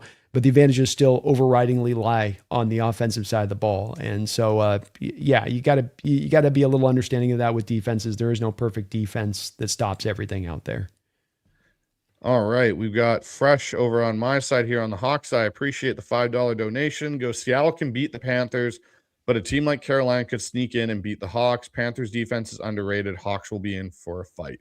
And this goes to what you said, Brandon. You think it's going to be a closer game than some people may think? I do think it's going to be closer, Fresh. So I completely agree with the heart of your donation. Thank you guys for all your support today. So I do agree with that part of it. Panthers defense underrated. 25th in rush EPA per play. Teams are passing yet on the Panthers at the 23rd highest rate in the NFL. So let's just take those 2 stats alone. 25th in EPA means I'm walking offensively and I'm being mighty efficient at running the ball, yet still teams are more often than not throwing on the Panthers. 32nd in pressure rate. Worst team in the league at generating pressure. And I'm not trying to be a smartass here with this. Also 26th in pass EPA per play. So neither efficient from an EPA standpoint in stopping the run or stopping the pass, and you don't generate pressure. So when we come to underrated, I might need it kind of fleshed out a little bit, if I may. You know what I mean? Like, because those numbers don't really fit to me. And when I watch this team defensively speaking, I don't see any dominant part of this team. I don't see any part of it that they are able to take this away from that offense or take that away from that offense. I don't see them schematically confusing teams right and left, neither on that side of it. So there's not a lot of real base stats here that point to them being underrated or even in the middle of the road territory, quite frankly. I got one thing for you, Brandon, on this. When I watch Carolina, I've seen in games them actually, in my opinion, outperform what they should do. That's what I've seen more times than not with this team this year, defensively at least, is where you look at them and you go, like, given who they have, given to your point exactly what you just laid out there with the stats, and then they'll have those games where they outperform it. And that's what I would say. I wouldn't say they're underrated. I would say, from my point of view, at least, and I'm more in agreement with you on this, is they have moments where they outperform, which every team does. That happens in a season. You get a hot day and you're able to do some things. But overall, I would agree they're not an underrated unit to me. I think they're kind of just there. Yeah, I mean, like, and to your point, this held the Niners to 20 points and got Green Bay to 13 points. They've had Falcons 0 points. So they have those random points where they do come up and they do shut teams down. They have other spots too, though, where it's that this is that hard to pin down side of it. It's all the way around with this team with them in a little bit where, then you have your games where you give up 42 to New England, 24 to Miami, 30 to 27 to Dallas, 40 points to Buffalo. You get a 27 to Atlanta after you shut them out the first time. So you shut them out the first time, then you come up and give them 27 points and go into overtime with them. So there is a little bit of a overall centric side of this. It's tough to kind of, but you can find certain games they've been good. That's for sure. All right, got Robert in here from the Hawks Eye side with a $5 dono. Appreciate it. Goes, who is the biggest Pro Bowl snub? I'm pissed that Murphy and Myers didn't get the nod. It's kind of hard to separate those two for me, Robert, because I think that both of those two guys have a very strong argument. I also think their voters took none of the imagination into account when it comes to Murphy, and that he's getting this pass rush productivity done while he's operating from a one-tech nose tackle situation by and large, and that is ridiculous. Like, it's ridiculous. You should not be double teamed that much and be able to put that kind of production up there, pressures and sack-based numbers. It is very impressive on his part, and that should have been enough to get the nod, in my opinion, on the back of that. And then Myers, he's won you games. He's been a big leg kicker. He's on pace to set. I know it's not going to hit there now, but was just a couple weeks ago on pace to set a field goal made record on top of what he's done as a kickoff guy. Because that's the part we don't talk about, is his ability to kick off, roll the ball.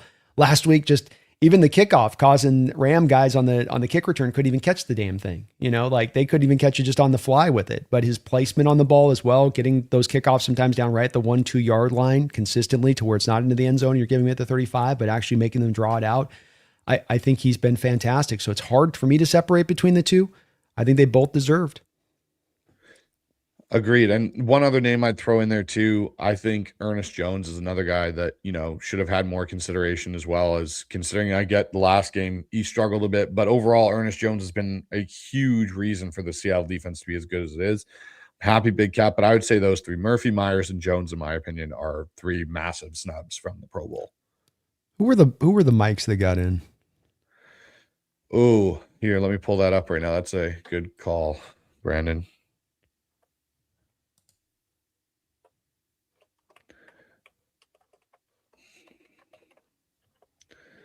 Let's see here. Pro Bowl. I'm just looking here. Okay. Linebackers. So inside linebackers for the AFC were Jordan Brooks were top Pro Bowl getters, I should say. Tremaine Edmonds from the Chicago Bears. He's got 4 picks. That's fair. He's one. Let's see if this has got a better thing for me. I'm just looking for a whole list of guys that made it. Okay, so your inside linebackers for the AFC were Al Shahir and Roquan Smith. Makes sense. And Jordan Brooks was the other one. And then the NFC, you had Zach Bond and Jack Campbell. I don't know if Zach Bond's having a better year than Ernest Jones. Neither do I. Well, it's also the reason Travis Kelce's in there. I think some of it's a little bit meh. It's not exactly based, yeah. The most exact science, but let's get to our next donation here. We've got Matthew back in. He goes, my donations are because of Largent. Love the guy. Gotta love Steve Largent. Matthew, I'm with the jersey in the background, is my all-time favorite player, man. I grew up on the guy, and it's a sad Seahawks fans, younger fans don't get to experience what it was like watching that guy play week in and week out, and actually how he dominated, because I think sometimes it's been lost to time a little bit. And this certainly, Matthew, came up in my discussion with Jake, because Jake tried to have this bold take the other week where he said that Isaac Bruce was a better player than Steve Largent, which I just... Jake definitely triggered me with that one big time. And I almost made him do a poll. Oh yeah. It annoyed me to no end. I got a big old Twitter thing with him on it. And I almost made him, by the way, do a poll on his own channel when I was doing my behind the enemy lines. I said, I almost was going to, hey, why don't you just do a poll right now for your Ram fans and have them do Torrey Horton or Isaac Bruce? Just put that as a 1-2 punch on your poll. And let's just see who the Rams fans pick. Because what would happen is the Rams fans would have picked Holt. And then I would have said, okay, so even your own fans don't even think this guy's better than your guy. And then what Jake would have said to me is, well, they're both better than Largent. I almost guarantee it. So I didn't go down that road with him because it would have triggered me even more. But he was awesome. He is nowhere near the stratosphere of an Isaac Bruce. These younger fans and they just can't seem to sometimes compare different eras. They can't. You see this basketball and the points explosion there, and when people try to relate back and they're like points per minute and blah blah blah. It's like you got to take an advantage and take into account the way the games change, rule changes that then assist in those changes. You can't just go 1-to-1 on stuff. You got to try to take it. I know it's hard. I know it's not easy because it asks for more taking stuff into account more than you'd like to. I'd like to just look at his receptions and his yards and his touchdowns and it. I know that that's what we want to do with it, but you got to go a little bit more beyond that. But Largent was awesome, Matthew. My all-time favorite player, my all-time favorite Seahawk by far, and a guy that if you ever get a chance, you're a Hawk fan, never saw Largent play, go back and watch some of the highlight reels. Go back and watch how he caught. He's one of those guys that you will still to this day on a lot of those catches be like, wow, he was getting it done. As a guy that was undersized, a guy that wasn't the fastest, he wasn't Tyreek Hill out there. He had decent speed, but just an awesome route runner and the best hands in the sport without even wearing gloves. All with the hands, baby. Agreed. We got Tyrone in here, goes keep pounding with a $10 donation. Thank you, Tyrone. We got our Carolina Panther fans feeling themselves a little bit in the chat out there. Tyrone's been in a couple different times on my chat saying that he feels like his Panthers are going to take it. That's their kind of saying, keep pounding. I thought it'd be keep clawing. Like that seems more apropos to me, but maybe that doesn't sound as badass. Drum down there. That's their thing. That's true. They do have the drum on in there, but and very kind of you, Tyrone. Thank you, man. Here, Brandon, with another $2 donation goes, the Panthers don't care about stats.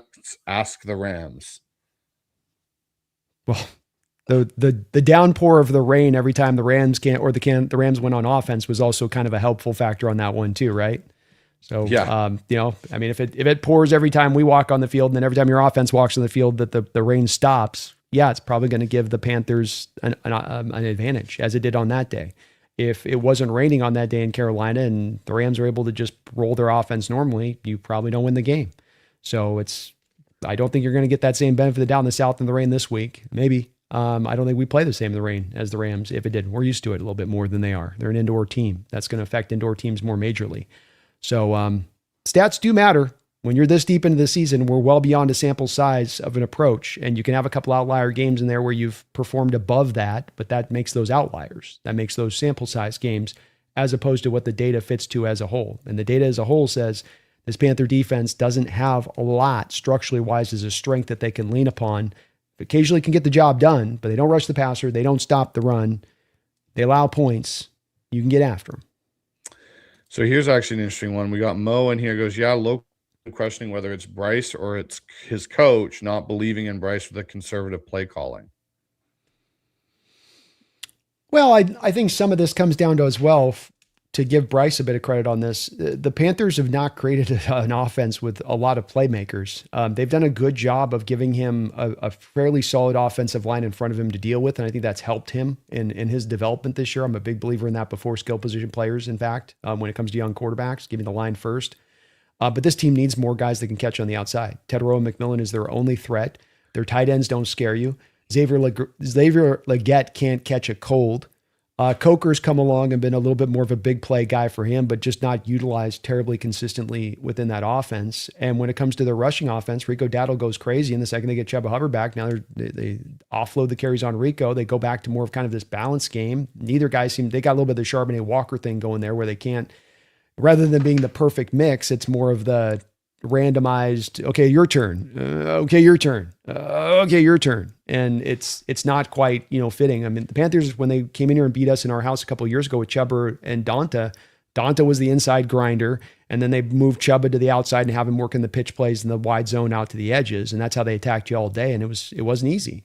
So some of this with Bryce too comes from, I believe Tedero has been out a couple games this year. Then you're left with just those receivers. They had the one kid out of Texas that, let's remember with this, that even Hubbard or Dowdle is not meant to be the number one guy there. They drafted the kid out of Texas in the second round a couple of years ago that they intended to be the true starter, and he's been out all year. So I think Bryce, giving him a little credit on this, doesn't have a lot to throw to out there necessarily. I think this as well too. I mean, you talk about conservative play calling. Some of this is going to be, I think, in my opinion, it'll be interesting to hear from you on this, Bryce. And that is that I think that they're the size limitations that are there a little bit. I can't have the guy having a guy hang off of him and he's going to throw 30 yards down the field. Like he's got to be clean in the pocket when he lets it go. I think this stuff kind of does factor in a little bit too. Not maybe majorly, but just a little bit. It does factor in, and the other thing it factors in is where's your pocket being set as a team. Because of the height, you can't have him set in a short pocket. And what I mean by a short pocket is, I mean, you see some of the NFL quarterbacks, Darnold being one in Seattle, and Josh Allen, like their gun 3-step work is really what would equate to an under center being like a 2-step drop. It's one punch, an open, and then you got like this slide and throw. With Bryce, you can't do that. He has to get depth so he can start to see things and see some of those windows open even between the lines, so it develops more. It again makes it more difficult on your offensive line and where the pockets are. And then to your point, like he's not the guy that's going to have a guy hanging off him and throw it 35 yards down the field on a line to somebody like some of the bigger quarterbacks, and that's just the way it is. So yeah, I think it does play into that a bit. I think you're also got to protect himself sometimes too, right? Like, is he, you've seen it with Kyler, we've seen it with Russ. There's certain areas of the field you can't attack because of his limitations in those regards when it comes to the passing game. So it'll be an interesting thing to see how that evolution of Bryce Young down there goes in Carolina. It really will. And I think too, giving him just one more added item on this is just give him a little bit of credit as well, is that he is a year 2 guy essentially here. So, these quarterbacks, there is this thing of, are they going to sink or swim? We get to learn really quickly what they are right out the gate. I'm more back into that lens of all these quarterbacks that have been in this league now 5 and 6 years that we're seeing the light come on for, that we're seeing them become their best version of themselves, should probably tell us that with this, where the defenses are, where offenses are, where quarterback development is at right now, the lack of the spread concepts being able to just be retrofitted into any offense from a college quarterback to get them running and hitting the ground fast, that we probably have more room than ever now to think things will at least marginally improve with this quarterback the longer he gets to be in the league. And that year 2, there's going to be some restrictions and you can't have him running the full meal deal. But, Russell in year 2 versus Russell in year 7, 2018, a lot different offense, a lot different requirements, a lot different stuff put on their shoulders is what you ask them to do.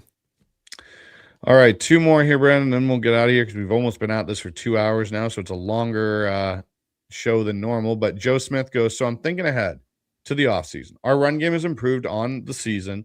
Is that due primarily to Shaheed acquisition or an improved O-line play? Something to get clear on for the offseason, It's a good question. And I did confirm, by the way, I just wanted I saw also a note in there. Maybe you're going to get the next note on this about what this game means for Carolina. Because somebody was saying that Carolina needed this game. Yeah. Okay. We'll get to that in a sec. Okay. So here's where the run game improvement comes from, in my opinion. And Bryce, we'll see if you check me on this one. You passed the ball at a 70% rate last year. You had no commitment to running the ball whatsoever. You ran way too much out of shotgun at times when you did try to run. We've gone under center. We've gone under the play action game. We've gotten more of a detail-centric offensive line play in their technique and in what you're asking them to do rather than just block the guy, which is a little bit of what I feel like with Grubb. That's just what you're doing. Just getting, these guys actually have certain details, for instance, for setting up disguising, where it truly looks like a run block play, whereas the spread concept stuff, the defense looking at the whole time going, yeah, we know it's a pass. You can play fake it here, but we know you're throwing it. And so there's just, this offense is a true NFL offense. It's not a college offense. And it's one that is going to just naturally, whether you have the good blockers or not, whether you have the dynamic runners or not, it's going to do a better job of running the ball and being more, if not consistent at it, just more effective on the whole in doing it. And so I think that that's more of what I would chart it to. I don't think Shaheed's really affected much of the run game as a whole outside of when he's getting some of the direct handoffs, like the 31-yarder he had last year. But it's just, it's more to me of a commitment. It's more of me of an updated offensive style that's going to get more out of a ground game than the one we had prior, which, just was, I don't think Grubb wants to run the football, quite frankly. I just think he really just wants to throw if he could 24/7. And he's one of those coordinators that'll just do it begrudgingly. And that's one of those worst things that offensive coordinators fall into where, they just get dodgy with that run stuff. They don't want to stay with it. And that's one of Kubiak's strengths, is that he's really good, whether it's working or not, at least staying with it and not getting away with it, not getting too frustrated with it. No, and I think that's a fair, accurate representation of it. This is what happens when you run a pro-style offense compared to a college offense that can be a bit gimmicky, is there is proven history behind it. And You do certain things open up, and there's a counterpunch to the counterpunch to the counterpunch to the counterpunch. Now, whether or not your OC can get to those, like me and Brandon have kind of talked today about, Clint Kubiak, this also leads to why you've seen the progression of the offense and the improvement in some areas. I think Shaheed did definitely help because he adds a element to this offense that wasn't there necessarily at the beginning of the year, but now is there. So it does change some of the ways defenses will align, but at the same time, the line's gotten more comfortable with what's being asked of them. The running backs targeting and tracking on their run plays have gotten better, as we've seen with Ken Walker. It's going to be interesting. I do agree they need better interior play still on the O-line to really unlock this run game and get it better, more so than I think even the addition of Shaheed can help. But having Shaheed back here in the year 2 with a healthy Torrey Horton could definitely also change the dynamic of this offense as well in a positive way. Yeah, well said. I would agree. It's a lot of contributing factors there. Totally.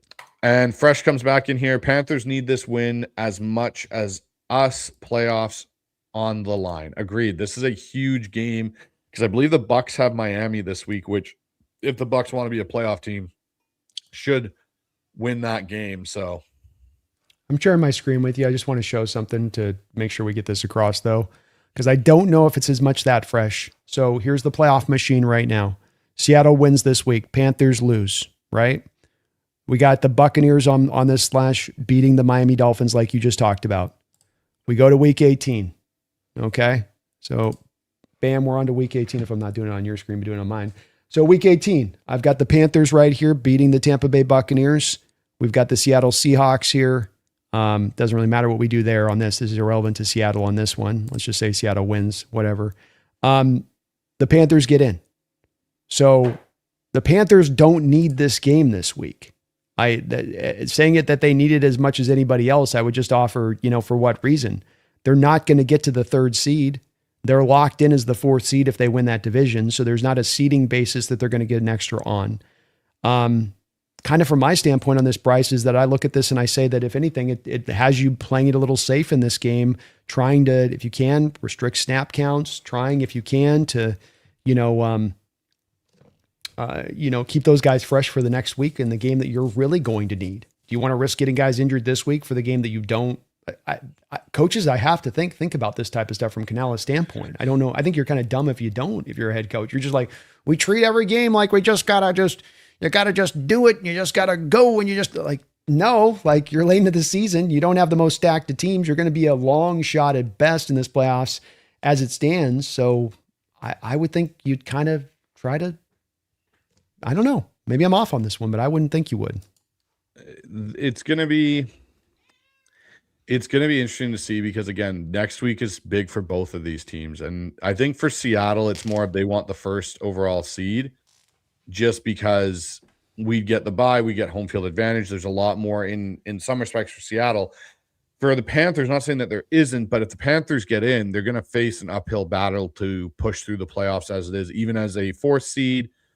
Getting in. So it'll be interesting. I think to your point too, if Seattle can get up ahead in this, Brandon, they may start resting guys and kind of do what they did versus the Colts and the Vikings, where it's like, hey, we've got a massive game with a potential team that could be, depending on what happens with the Bears and the 49ers, a massive opportunity to win the NFC West and win first, seed in the playoffs, which I think is just as big.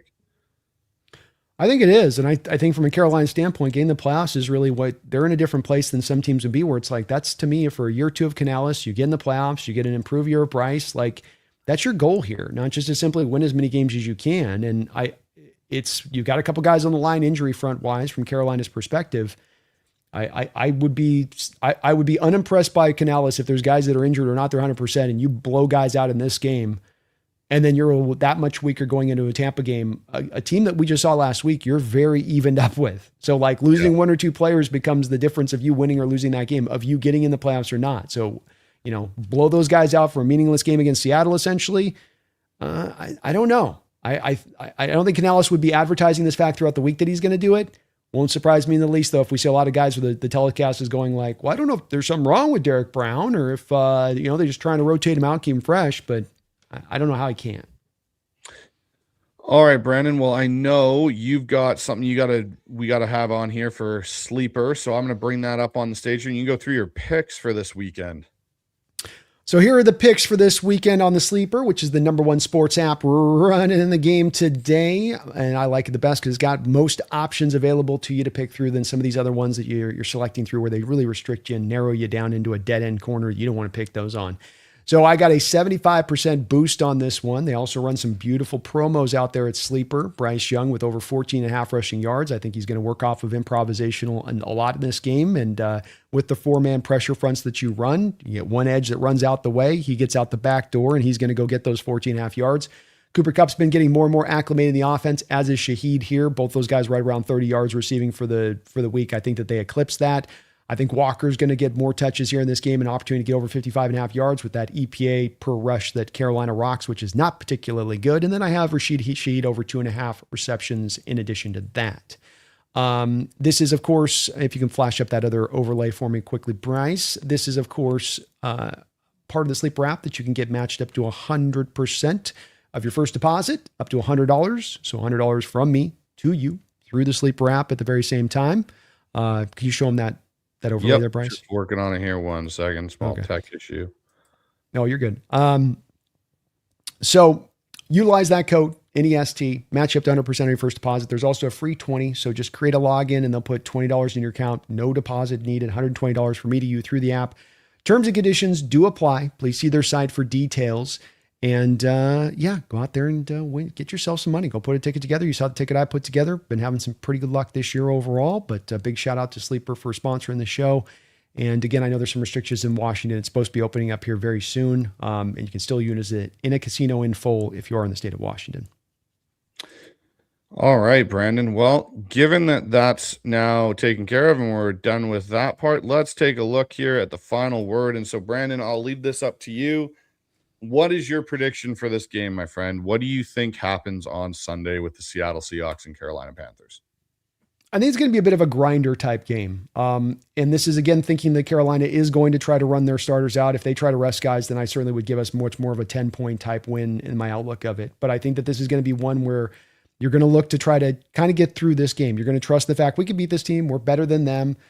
Could we boat race them and lap them? Yeah, we could if we really wanted to, go for that in that way. But I think you're just going to try to get through on this as a win, that there's going to be a heavy amount of running, that this strikes me as one of those games like early in the season where we might come to find that we've run the ball 34 times and passed it 24, where it's that kind of a bit of a conservative nature in its approach and trusting just the defense and limiting down the potential of mistakes offensively to give them that chance. Hey, we just execute our offense. Don't put Sam in a lot of high leverage situations. That'll be enough to get the job done here. So it's not going to be much that Seattle doesn't show up. It's just going to be about their tactical approach, in my opinion, on this one. I go 21-19 on the back of really effective rushing attack. And defensively, I think that they're going to give Bryce a hard day where he's going to have a little bit like Cam Ward did in that game where Mike's going to dial up a lot of the stack stuff and the simulate box. He's going to do a lot of the stuff to try to get him confused.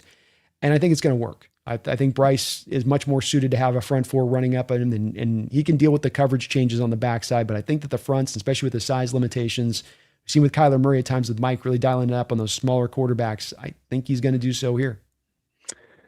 Yeah, so for me in this one, Brandon, I'm going 27-17 Hawks. I think it's a 10-point game when it's all said and done at the end. And I think it's going to be one of those situations where I think a late surge by the Seahawks in that, late third, early fourth quarter kind of puts this game away. But I think for the first half, given how our offense has performed and throughout the last month, it's now no longer maybe it's something. It's a trend with Seattle that they've got to kind of kick here before we get into the playoffs with these slow starts on offense. I think it continues again this week. It's a 10 a.m. start, like you said. It's in Carolina. There's some of those factors working against you, but again, I think Seattle, just depth of roster, Mike McDonald being the defensive genius that he is with the things that he does call and where he's at as a play caller with this unit, I think it's going to cause Bryce some problems. I think Bryce will have some success, but I think it'll also cause him some problems there in crucial points when Seattle's able to dial up a few things that maybe he's not expecting to see just yet in year 2 of his NFL career, and maybe Seattle gets a couple turnovers that way. I also expect Seattle's front to create some pressure to Marcus Lawrence, Chenna Nwosu, Big Cat, Byron Murphy.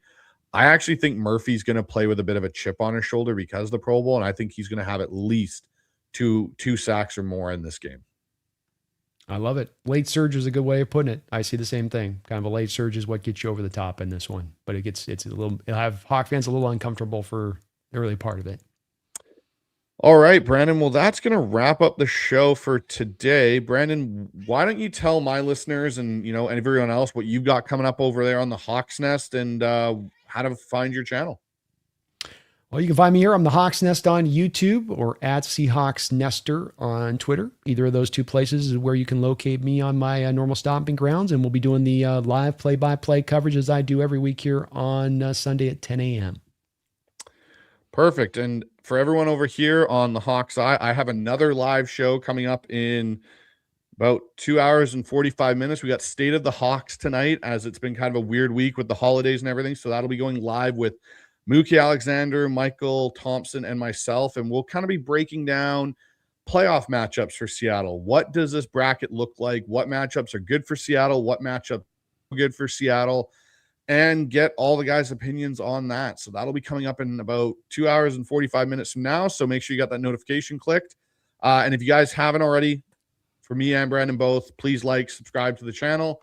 We appreciate all the support, all the donations tonight from you guys has been absolutely outstanding. So with that being said, Brandon, I think we'll wrap this one up. More dono. So stay loud. You got one more dono. And go Hawks. Hold on, you got one more. Hold on. When you got one more dono? One more. We got one more donation, late donation coming in. Yes, sir. Oh, here we go. One last one. Sean Collins, really want that Super Bowl win in Levi Stadium for $2. Thank you, Sean. It's a great way to finish up on this one, Sean. If this season could be so sweet on so many levels, and it already has been so, but there is a dream and a vision that as a Hawk fan in this offseason, you couldn't have dreamed up bigger. You go down the home stretch of the season, finally taking down the Rams after not being able to do so, after not being able to do so early on in this year. You get down the home stretch of the season, be able to take down the San Francisco 49ers who've had your number like the Rams have for years, and you were not able to do so at the start of the season. You're then able to do that and then parachute your way into the back of getting the first round seed, the first round bye, to greasing the wheels to going and getting yourself a Super Bowl run, and then you possibly could go and actually win the Super Bowl on the 49er stadium in their house. You're talking about a bitter pill for the rest of this division, an absolute exclamation point of a Lombardi win. It would be a season that storybooks couldn't come up with this type of stuff. Agreed. It would be a pretty sweet way to end this season and set up the Seahawks Super Bowl window going forward, Brandon. So I totally agree with that. Thank you for the last donation there, Sean, and everyone else. And as always, stay loud, be proud, and go Hawks. Have a good night, everybody. Go Hawks.